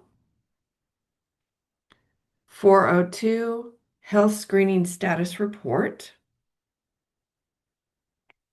456, developmental screening report. And 459, overall referral reporting tracking report. Now, this training is geared more towards seasoned users. However, this is an opportunity for new users to get familiar with COPA's layouts. Again, this training is being recorded, so you'll be able to go back and refresh your memory later. One of the goals this year is to record online trainings for new users. But until then, we do have our COPA user guides. And as always, we will be able to assist you if you have specific questions. Again, you can send all those questions to COPA support mail account at ade.arkansas.gov. Okay, I'm going to shrink this and hopefully, do you guys see the training website? Yes, we've got it. Okay, good. So I'm going to be using the training website today. The first thing that we are going to look at, we're just going to briefly look at settings. It is very easy to miss. It's this little gear symbol right up here. And click My Profile. And from here, you can change your password. You can change your navigation style, but COPA recommends that you use the responsive view. So if you click on that, that will be your default setting. And then you can also change your preferred color theme. And once you change your password or anything else here, you can go down and submit. We do not recommend that you mark anything on the surface areas of interest or notifications or the digital signature device preference. Okay. So I'm going to go back to my dashboard.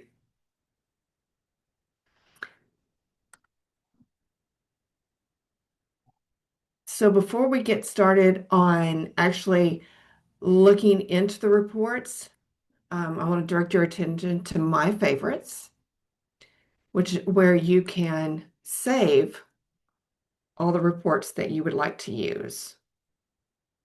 So we're going to be using the monthly attendance report,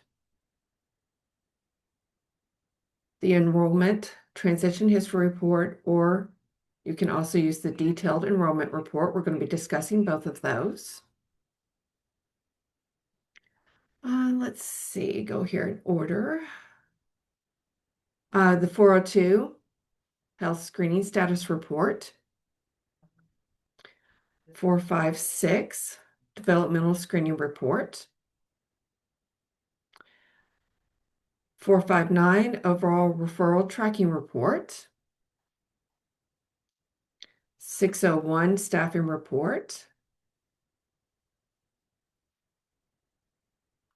And 973 class and teacher profile. You can save any report that you would like. These are the ones that we are just going to be discussing today. And so now they show up on your favorites. So the first one we're going to be looking at is the monthly attendance report. If you have more than one site, you can customize this to whichever site that you would like to look at. In this case, we're looking at our Little Block Practice Preschool Central. And I want to look at Class A. So I will filter. And this shows me all my students and what days they were absent. It also gives us a monthly average attendance. It does calculate the whole month. So that is why the numbers are very low. This report does not have to be filtered. You can just run it as is. You can run it, change the months if you would like, the years. um, program options. And if you have center, we no longer do remote and we no longer do blended.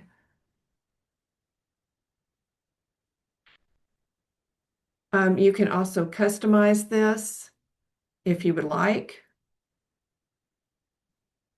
And then we also have additional filters where you could customize by the program model. And that is under additional filtering.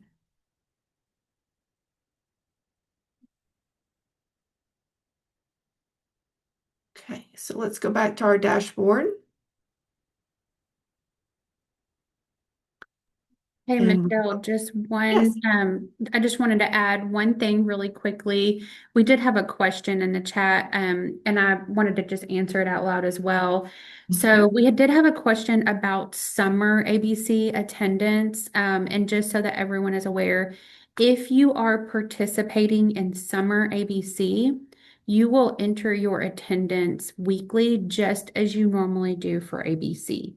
So you'll just go in and do your weekly attendance for your summer children, for your summer classrooms, and save it just as you would if you go in and you do that on Monday for the week prior. If you go in every day and do it, whatever your process is, you'll do your weekly attendance.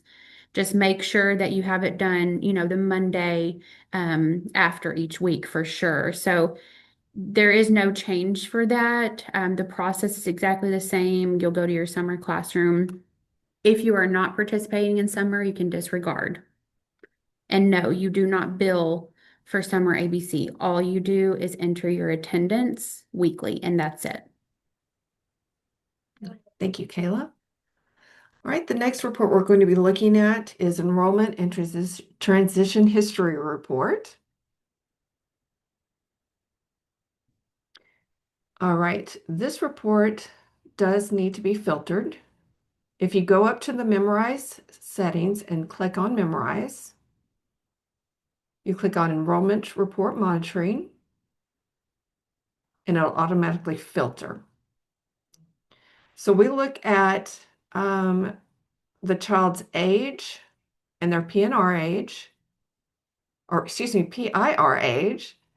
This is where we can find disability status, their current and past history program models, their current and past history program options, and when they enrolled.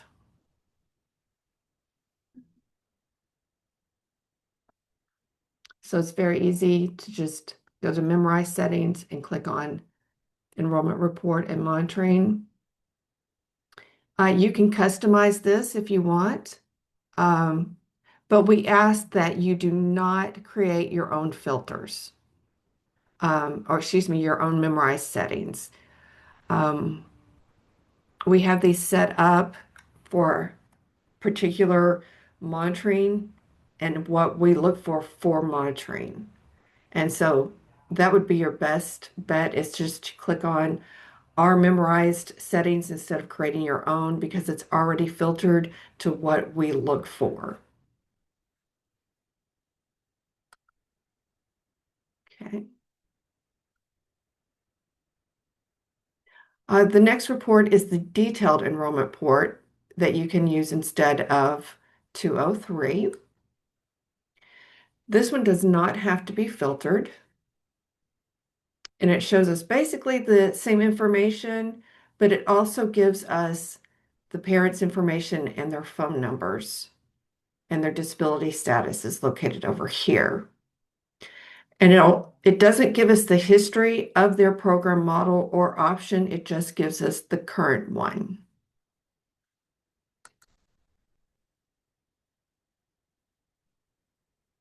And again, you can do additional filtering if you only want to look at a certain program model. All of these reports come with this additional filtering. Okay, let's go back to the dashboard. Health screening status report. So when you first pull this up, We have anemia, general health, lead, things that we do not ask that you screen for. So if you go to Memorize Reports and click on Monitoring Health Screening Filter, it automatically filters for hearing screening, the growth assessment, physical, and the vision screening. This report also shows all the required information that is entered, so you can see if you're missing something. Now, to go along with the health screening status report, there is also the health portal, and you can find this either under child in the drop-down menu, or you can find it using the agency, site, or class tab, depending on your access. Use the little pyramids or little triangles to open them up. And then you can come over here to Health Portal. Now this also requires a little bit of filtering. It has a memorized setting, but is a memorized setting for you and your program. So this one you can alter and change. So we don't look for anemia or asthma or lead. We don't look for dental or medical express, diabetes or nutrition, or general health or tuberculosis. So we've got hearing, vision, growth assessment, and the physical. And I'm going to save that. Next, I like to change the date type to last exam date and filter. So this gives you when their last exam was, and any blanks is missing information. You can also go over to list view. And I like this view. It's a little more organized.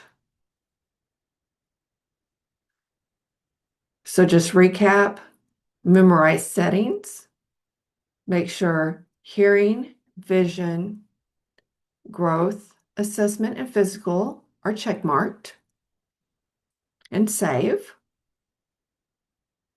And then change the date type to last exam date and filter. And then over here, you can either do default view or grid view. This also gives you the option to print this out. So if your staff members are entering the screenings, you can filter this by classrooms and you can print it out. And this gives your staff the ability to see what has not been entered. Okay, so let's go back to our dashboard. Okay, so developmental screening report. This was not here this morning. I'm crossing my fingers that it is back. Okay, it is back.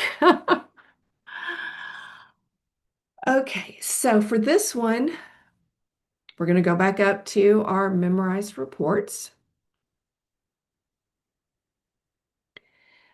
Since this is our test site, we have a lot of different reports set up. I believe the monitoring developmental screening filter is the same one that is on our active website. The dates have been changed on the active website. Like I said, they had taken this down and I wasn't able to filter. So this filters it for, you've got the child's name, the disability status, so you know whether you've entered their IEPs, their last enrollment date, and then their developmental screening, and if the information has been entered. Where it is red, they either do not have a screening or that it is overdue. The same with pending. If pending is there, they may not have a screening entered or it may be overdue. You can also filter this for all categories for HIPPY. I think they do not do developmental screening, so they would take that one off and filter. And so since these are center-based children, they do not have any of these screenings entered, and they should not have any of these entered. Another thing that I like to do with this report is I like to filter it by both developmental screening and cognitive, because we find that sometimes developmental screenings get entered under the cognitive section. And so this way, you're like, I know that I entered it. It's not showing up. Why is it not showing up? Try the cognitive and see. And it's possible that it was entered under the cognitive instead of developmental screening. Let me see if I can show you guys what this looks like on the live, if they have added it back. Okay, they have not entered it back onto the live yet. Hopefully they will get that soon. But again, it's memorized settings, and I believe it's monitoring developmental screening filter. You can also look for one that has my name on it over here in this column, and it is the same filter. Okay, let's go back to our dashboard. Another one that is very helpful is the overall referral tracking report. This one does not have to be filtered. And it will give you the name of the child, their ID, what date they were referred, the status, and the referral reason. So this way you can check and see if the referrals have been entered. Again, you can also filter it by your agency, your site, and your classes. Class A has one. Class B does not have any children that have been referred.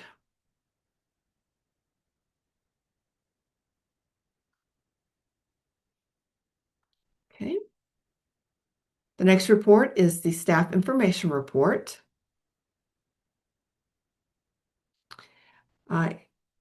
It does have a memorized setting, and you will use employee report for monitoring. I believe the live site has, this report was created by Miracle. So we're going to filter it. Oops, I don't think I did that. Okay.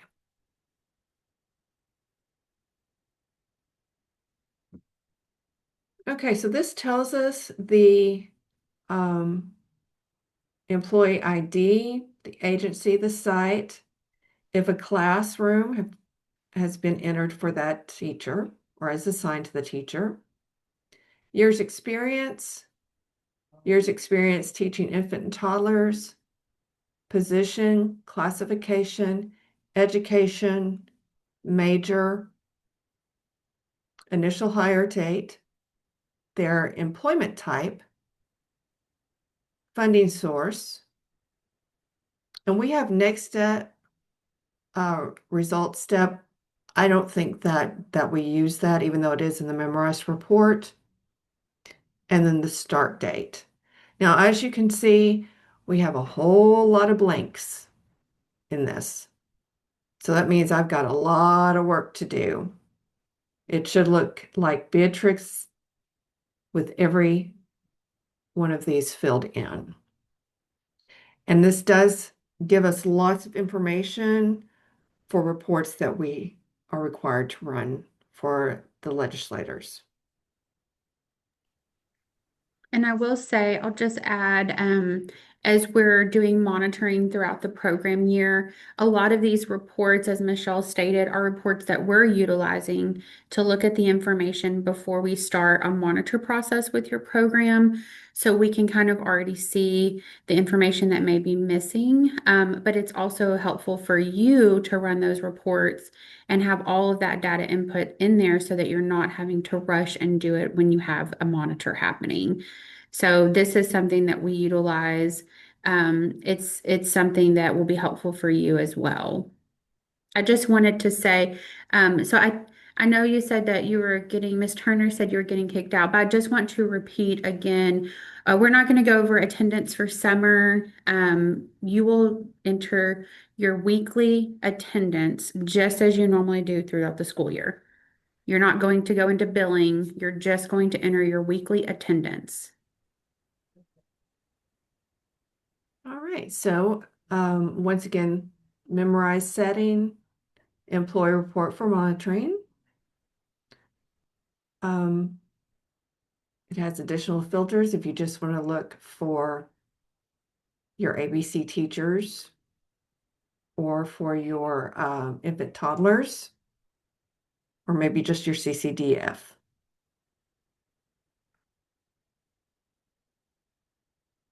Okay, so let's go back up to our dashboard. And the last report we're going to be talking about is the class and teacher profile. And we'll go up to memorize report and classroom teachers information should be the same one on the live site.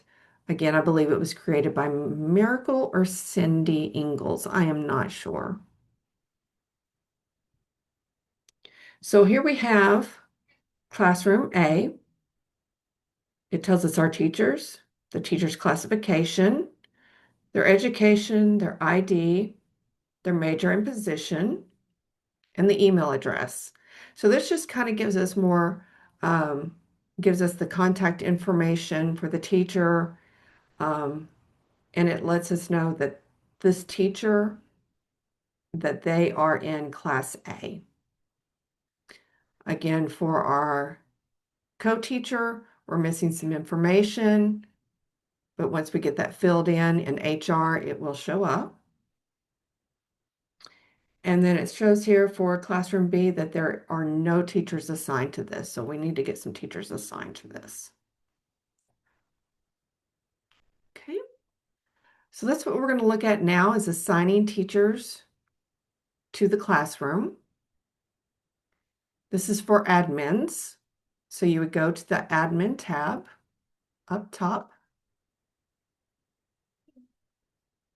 and update class start and end dates and assign teaching staff. Okay. In the live website, this will automatically populate. So let's see. We're going to actually do this for the last school year, since we are technically still in the last school year.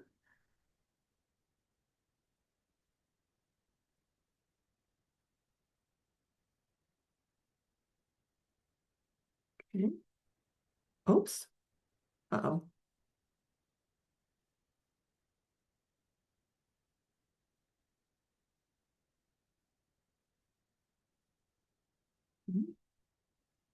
We're going to go to our little block practice pre-K. Oh my goodness, I didn't realize that was going to do that. Okay, well, here it is. It has our site operation start and end date. So we're good. So for our first class, we have Beatrice and Tilly. For class B, we're going to assign Abby and Carol Lewis and submit. Okay, we're going to go back to COPA.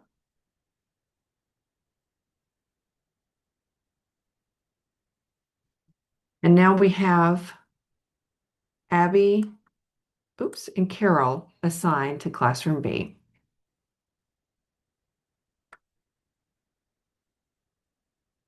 All right, I think that covers our reports. The next thing we're going to be looking at is the child group process. This is my absolutely favorite thing in COPA. This allows you to enter vision, hearing, and developmental screenings for all children who were tested on the same day and had the same pass-fail results. So again, vision, hearing, and developmental screening for all children that were tested on the same day and had the same pass-fail results. So we're going to filter by our agency and our site and our classroom. We've got currently enrolled, and we're going to filter.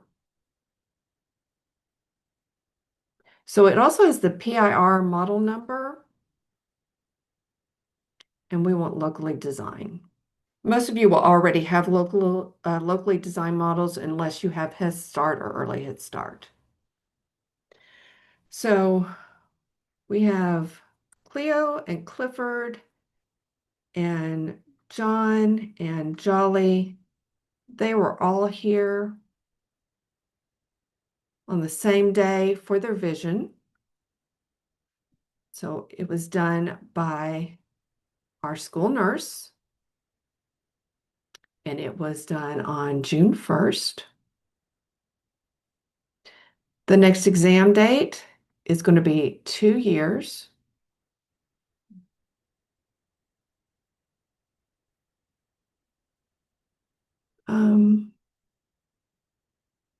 Then I'm going to just change that to 2 years. Treatment status, there was no problem. I don't know what is happening to my screen here. No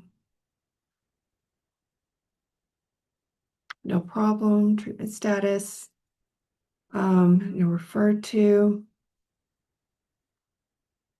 I think I've got everything. Oh, exam type, make sure that it is on screening and not assessment. If it's on assessment, it will not show up on the reports. So always, always choose screening. And we're going to submit. Okay, so it tells us the following information has been added. Now, Cornelius and Wendy, they both had their vision screenings done on the 2nd. So we have to enter them separately. So we put in the next exam date, just 2 years. Treatment status, no problem. If they had failed, then we would put in, let's see, problem suspected. Screening and submit. Okay, so that has been entered. And then we can go up to our health portal.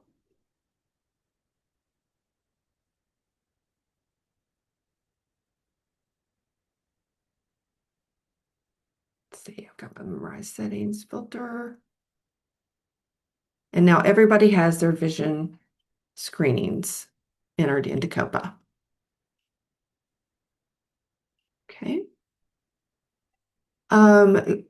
This works the same exact way for hearing. Developmental is a little different. Okay, so we have to select our agency and our site and our class. This one we absolutely have to enter locally designed model for it to work. So agency, site, class, locally designed model, and click developmental. Now you see we have another category up here. We changed that from cognitive to developmental, unless you're with Hippie. If you're with Hippie, then you use these other options, but we want developmental. And we're going to say that we tested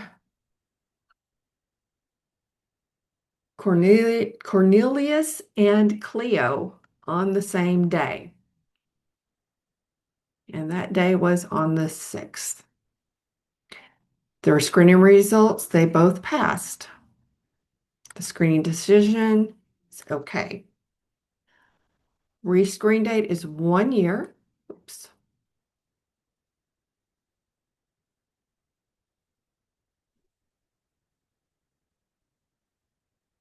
Paste. And I'm going to change that to 6. Performed by, we have to type this in, and this is performed by staff. The instrument we used was the dial 4. We do not need the score because both of these children will not have the same score. So we leave score blank. And was a referral needed? No. And then we submit. Again, if you have a child that failed, you would have to do them individually. You can also access the child's record by going over and right-clicking on the blue numbers and opening a new tab. And then you could, if you wished, you could enter the screening from here. All right, you can do growth assessments for children on this group processing. However, they do have to be done individually. It works the exact same way by selecting your child and then entering in the date performed by. We do length and height and weight. And the next due date, which is 2 years, and submit. Okay. So we've got some questions here. We screen vision hearing annually. ABC, yes, we only require it every 2 years. This information is also available on in the COPA guidelines. And then if we're using the ASQ3, do we have to enter scores under each domain, or can we just list it under developmental screening? We do not require that you list any scores. If you are with the Hippie program,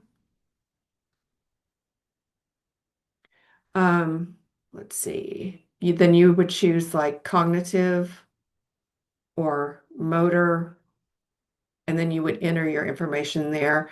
Like I said, we don't require that you enter the scores, but your coordinator or your home visiting program may require that. I don't know.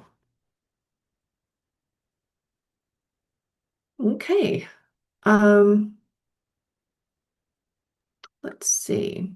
And I will just add to that, if you're using ASQs, if you have other types of programs, so if you're an early Head Start program, or if you are utilizing ASQs or other developmental screenings, and your program is entering extra data like those scores, um, or let's say your program requires a dental screening as part of Head Start, Early Head Start, and you're utilizing that option for those children in COPA, and you want to utilize that for an ABC child, you absolutely can. But we do have required fields that are for ABC children, and we have a document for that. We have a required fields document that's very helpful for providers that you can access. We can send to you if you would like. That'll help you so that you'll know exactly what fields you need to select for everything, whether it's a physical, whether it's vision, hearing, whether it's the child section, the staff section. We have a kind of a cheat sheet for that. So if you ever have a question or you need anything, like I said, everything is on our website under forms and documents, but just email us if you need any assistance with that. The COPA, where are the COPA guidelines? I don't see it on the website. Kayla? Yeah, so if you will, Michelle, will you just show once you log into COPA, Mhm. just so that everyone knows, the all of our documents are on the ABC website, but when we're talking about COPA guidelines and the tutorials, if you log into your COPA account, at the very top, you can see where Michelle has her mouse on my dashboard. Go to the tutorial section. And if you scroll down, there are a class recordings section, and you can utilize this that will walk you through. There are recorded short videos on how to go in and find all of these areas in COPA. So, as I said, there are different tools in COPA that we don't require that you use, but these videos will help you just to navigate the general area of COPA. So if you're just wanting to know how to navigate to HR, or you're just wanting to know how to navigate to your attendance and meal count section, these videos are very helpful if you're new to using COPA. But as you can see, you do need to be logged in to access this. So if you have not already, if you are a new user, and you have not already sent us a new user security agreement to get set up, you need to email us that document at the COPA support mailbox. And again, all of that form, the COPA security agreement to get you an account set up, all of your health screening forms, finance guidelines, all of that can be found on our website. Just put it in the chat box under forms and documents. And one of our goals for this next year is to work on some individual ABC COPA trainings that are specific to Arkansas Better Chance and post those on our website. Let me see here. So again, to access the group processing, you go to the Child tab and Child Group Process. It says that there is a required training for COPA on the website. We do not have a required training yet. Yeah, I was just gonna say we are reworking that part of the website. There used to be a COPA training that you could take through. It used to be TAP before it was PDR. But Lori, there is not a specific training that we require. You can go into COPA and take their trainings, but once we get some modules set up, then you can go in and take those directly from our website. But you do not need to take that.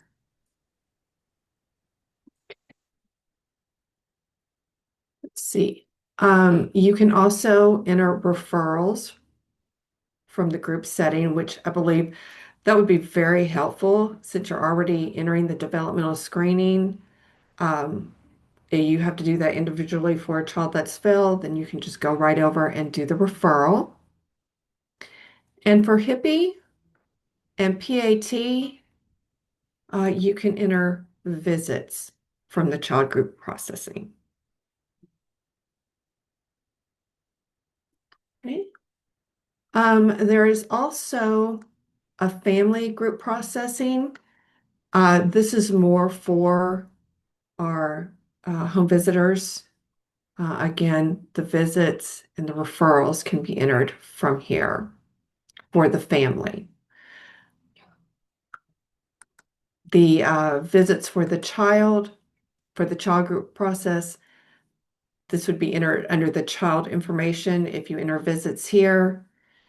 If you want it under the family, you have to go to the family group process and enter it from here.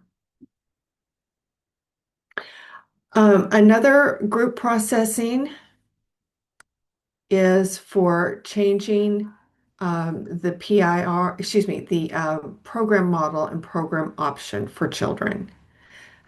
You go up to the admin, and here, group program information update waitlist.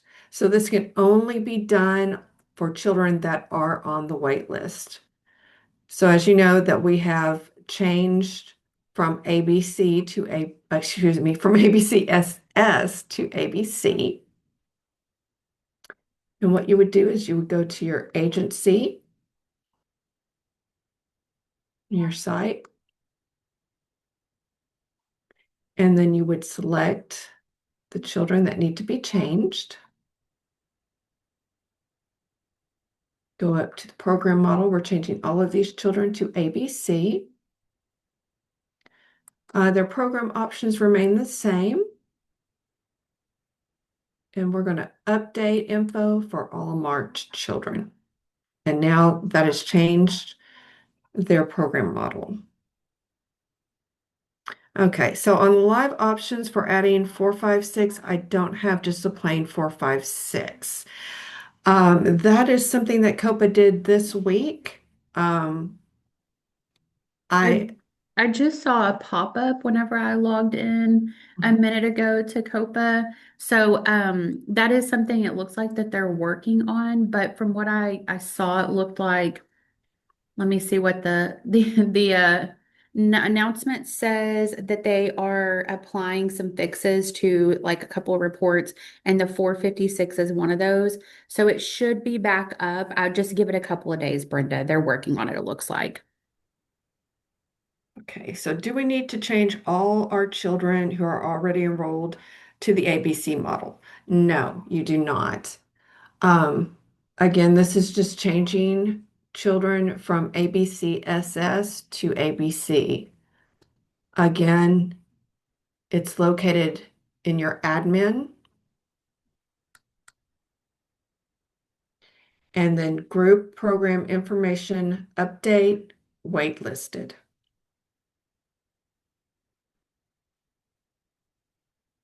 And so you would put in your agency and your site, and then you just click on the children that you need to change.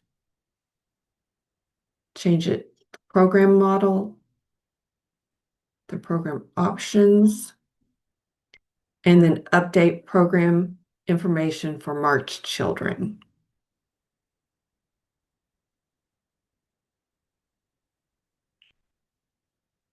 Okay, so let's stay here at the admin. And we're going to start services for all returning families / archive others, but we're more concerned with starting services. So this is a option you can use to group start services for all your families before enrollment. So our enrolling agency, our enrolling site. So I have 3 families here that are not receiving services, and I want to change this to with active children. And that way I am not starting services on families that have no active children. I want active children. It could be eligible children, but usually they're on your waiting list. And you would just mark who you want, the start service date, which it automatically filters for today. I don't think you can do a future date. It's only the current date or a past date. And I'm going to start services. And so those services have been started. So now when I go to enroll them, all of my families have services started and I don't have to worry about doing that individually.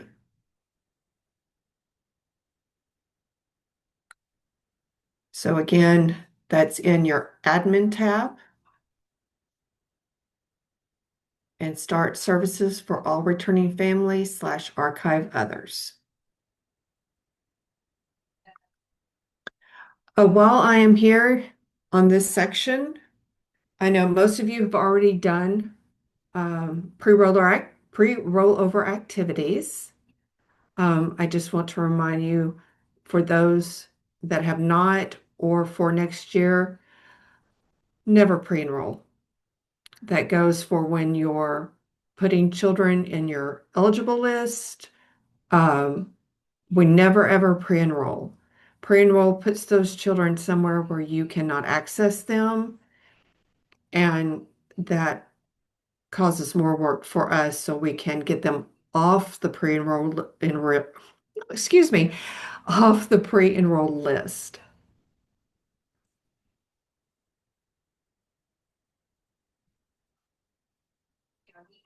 Okay.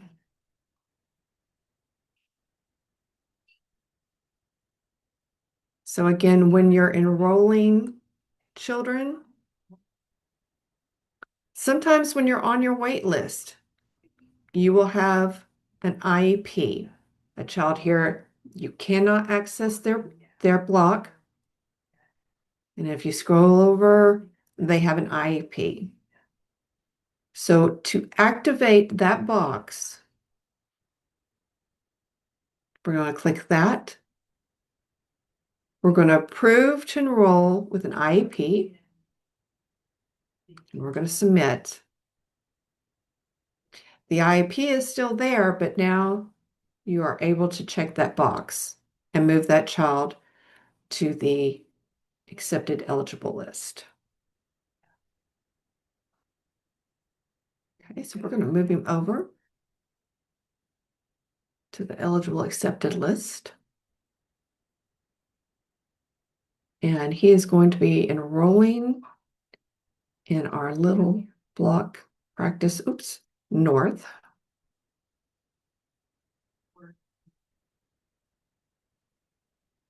Apparently that doesn't have a classroom set up. So we're going to say he's going to Central. We're going to put in a class. So now this is where we have the enroll or pre-enroll. Again, please do not pre-enroll, only enroll. Hey, Michelle, will you go over that just one more time? Brenda had a question as well. She wants to know if they can start services as of 8/1, or do they need to wait until the day school starts?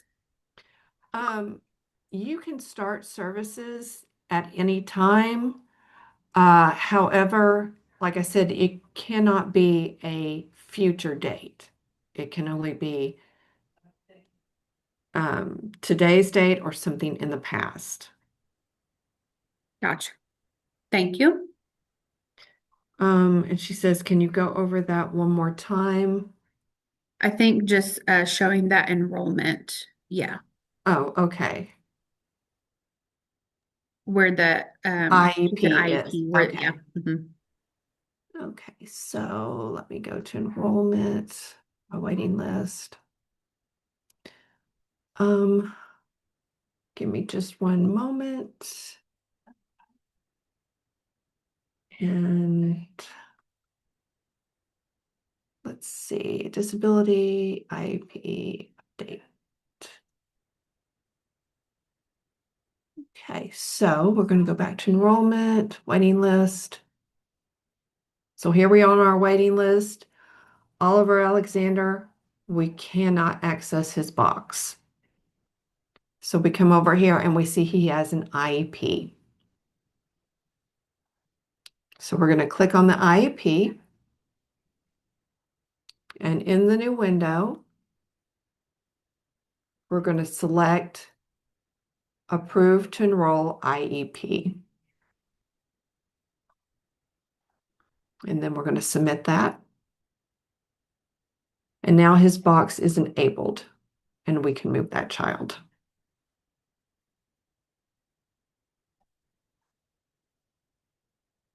Okay, so the next thing I have on my list to cover is attendance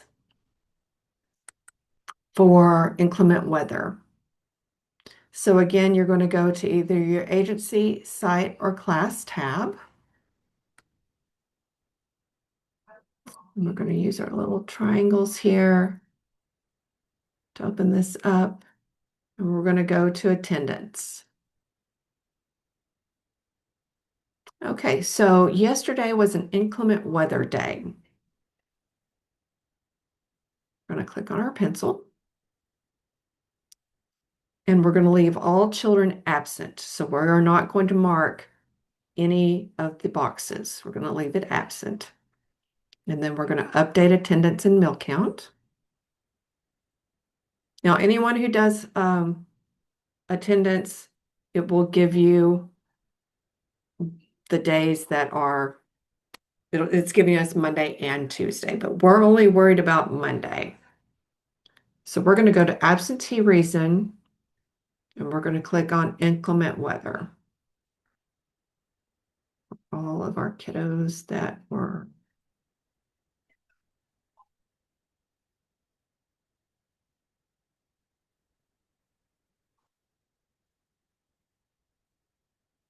it's Tuesday. Okay. And we're going to update absentee reasons. Yes, we want to proceed. Okay. So it shows them absent. We just haven't taken their attendance today. But now we've got marked, and you will be able to count this as a enrollment day, or excuse me, an attendance day. I never complete the absentee reason. Did you say we need to now? Only if it's inclement weather. It's helpful to you in keeping up with attendance to know why a child was absent, if it was excused, if it wasn't excused, but that's not something that we mandate. So that is up to you. And I will just say that it's really helpful, Tia, to put that in if you are doing summer ABC or if you have other funding sources that are required, you may want to enter that so that you can see if there's chronic absences. And then also for ABC purposes, if you need to run reports, let's say you have a child that has chronic absences and you are reaching out to us to say, hey, what do I need to do about this child because they're only coming a couple of days a month, then you have that record that you can really easily pull to show us what is going on, that, that it's an unknown reason that they've missed. It's not just that they were at the doctor or whatever that may have been.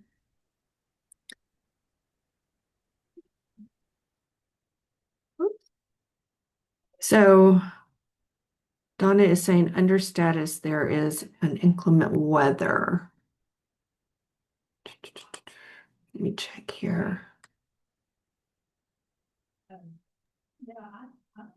I think you mean is it that at the very bottom Yeah, status? I don't believe that there's an inclement weather option there. yeah, I'm on the live site and I don't see it. It just has non-scheduled day, Mhm. non-class day, and holiday. We often get asked, which do we choose, non-scheduled day, non-holiday, excuse me, non-scheduled day or non-class day.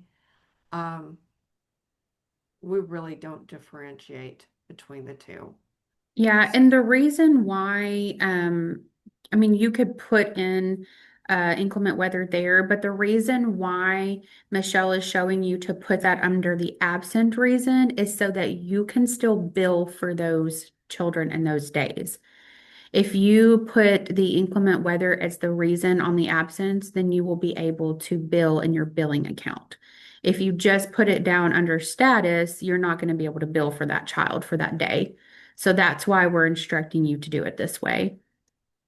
And we do have step-by-step slides on doing the inclement weather process. And so I believe I'm going to look and make sure it should be on our website. But we do have slides for that.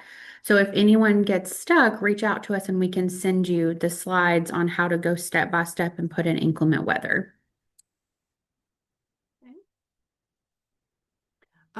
Just going to briefly go over the monitoring tab. Oh, got to sign back in.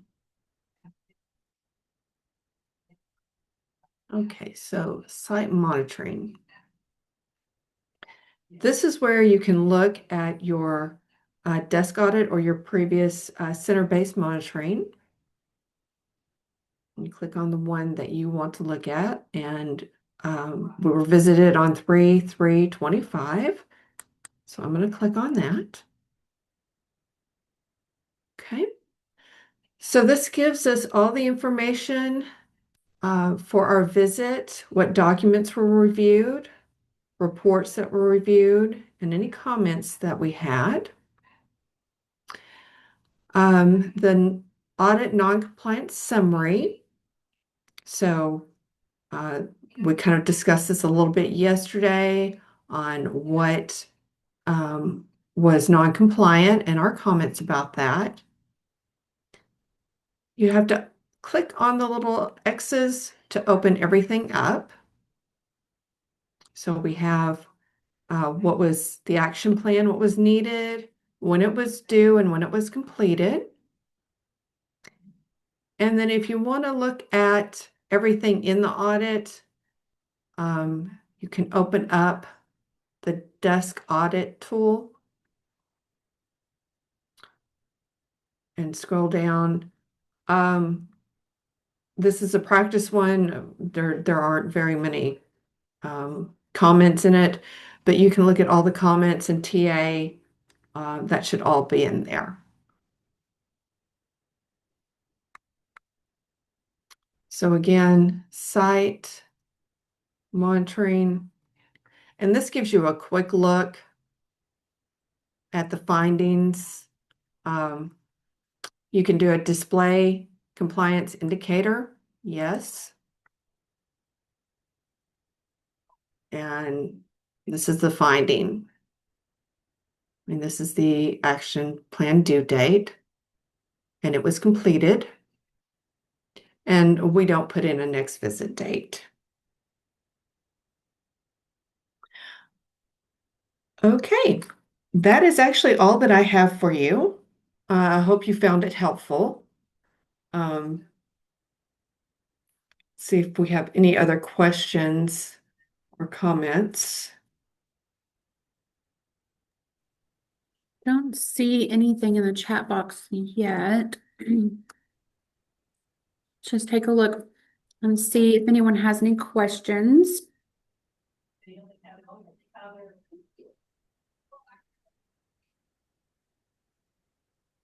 And we are, again, we're constantly working on updating our website. So I am just going to link it one more time, just directly to the ABC website. We are going to have the recordings from both days training there, as well as a lot of the resources that we've talked about will be found under forms and documents. If you don't see them, just give it a couple of days. It does take a few business days for us to get things uploaded. But I just want to consistently refer you back to our website because we're going to be putting up training videos. We're going to be creating modules throughout the summer and the fall. There are related files on the right-hand side of our website. And so I'm just going to share my screen really quickly and show you.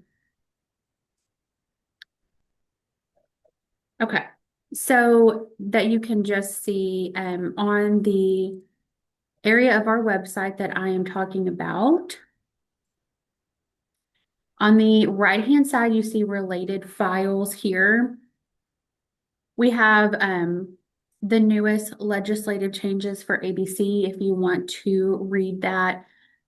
We do have the 2022 study here. We have the rules that are currently in place. And then we have our 24-25 program guide. And so as you hear us referring back to that program guide pretty consistently, this program guide is going to be really helpful for you as program coordinators, as teachers. What we have done is we've just gone through the rules and broken those down for you in a much more manageable way. So your sections over here, your table of contents, they're pretty easy to find things. If you're just wanting to look at child eligibility, you can just click that here. Um, we talked earlier a lot about the appendix. So this is going to have your important links. We've got the ABC link. We have a link directly to where you can get the federal poverty guides. We have links for professional development. And then if you keep going down in the appendix, you're going to find things like the eligibility documentation. So if you are looking for exactly what you need to qualify a child under low birth weight, you'll see here are the exact things that we are going to ask you to supply. So again, this appendix is going to be very helpful. I think someone mentioned earlier, we have reporting deadlines here. And there are probably some things that we can add to this. And so those are things that we are going to consistently update. And this will change again after the new rules are changed as well. And so just keep an eye out. We will push that out as things change. We'll make sure it's updated on the website as well. There are some staffing scenarios as well at the end. So this is just really helpful for you as a program. Just keep in mind that we no longer have a difference in ABC and ABCSS. So you can use all of this page for ABC as a guide for what you need to supply in your child files.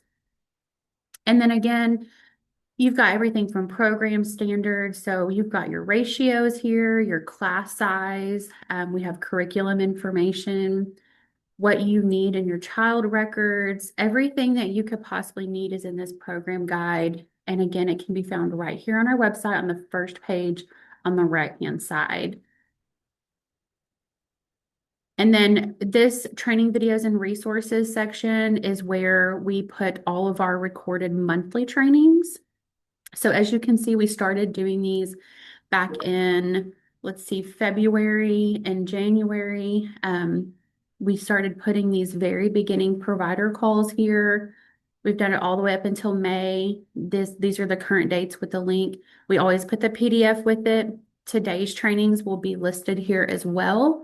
And we're going to continue to build out this training and resources section of our website to create some short modules, some 3 to 4 minute videos that if you're just looking to log on and learn about attendance, or you're just needing to log on and see, oh, how do I go to that admin setting and add a classroom, like information to a classroom or something like that, we're going to have some bite-sized modules for you. So we're really excited about that. Other than that, I don't see any other questions. Let me see. Oh, I just saw some. Okay. No available director orientation trainings. Lori, I don't know exactly what that schedule looks like for the summer.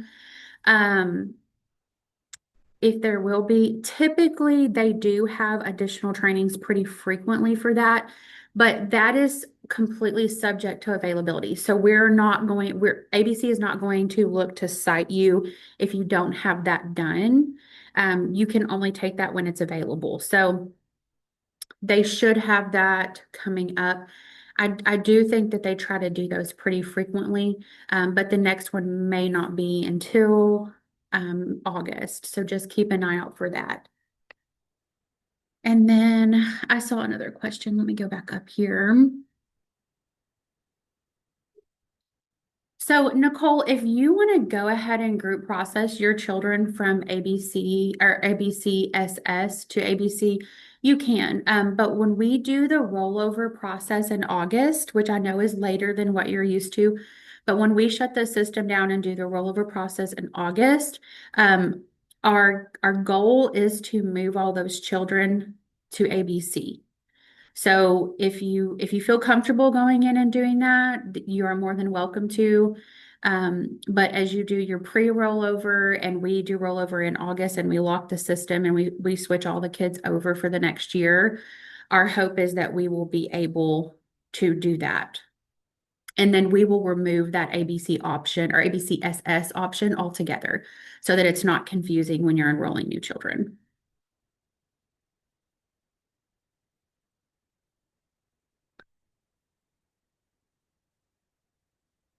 Okay, can we go ahead and put next year's students on the wait list? Or no, you absolutely can go ahead and enter students, and I encourage you to enter students and put them on the wait list. It will not affect for rollover. When you do pre-rollover and you're selecting like returning children, that's the whole point for that pre-rollover process, but it does not affect the wait list. I absolutely encourage you to utilize the waitlist option in COPA. That is going to drastically help you for the next school year. So you're not doing that mad rush of trying to enter 100 children, before the start date, before you hit that deadline of needing everything put in COPA, on top of all the documentation and health information you're entering too. So definitely utilize that waitlist option.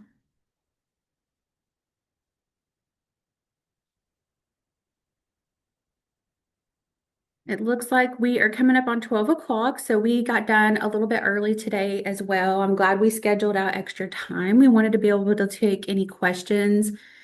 So again, I think we've gotten it in the chat box several times, but I'm going to just copy and put in the COPA support email one more time. Save that to your email. Definitely send us an email if you have any questions. If you're needing anything, just email there. All of our team works out of that mailbox. So that's typically the quickest way that you'll get a response. We all utilize that. And so we will definitely be checking that. I'm sure some of you have been sending some things in as we've been doing these trainings. So we're going to start working on that. Keep an eye on our website, bookmark it, go there often, look for updates. We will also push out updates on the COPA website when you log in, important updates. And then if you do not get the emails that I send out from our distribution list, if you're a new coordinator or you have not received those emails, please feel free to reach out and let me know. And I will definitely put you on our distribution list. Okay, I think we've got everything taken care of. Okay, so yep, I think we've pretty much gotten everything taken. I hope that this is really helpful. We truly appreciate you taking the time to join us. I hope that you were able to join via Zoom with ease. I know this is normally an in-person training, but we really wanted to make it available for all providers. So thank you so much for joining with us. If there's anything, please reach out. We're here to support you as a program. And I hope that you have a great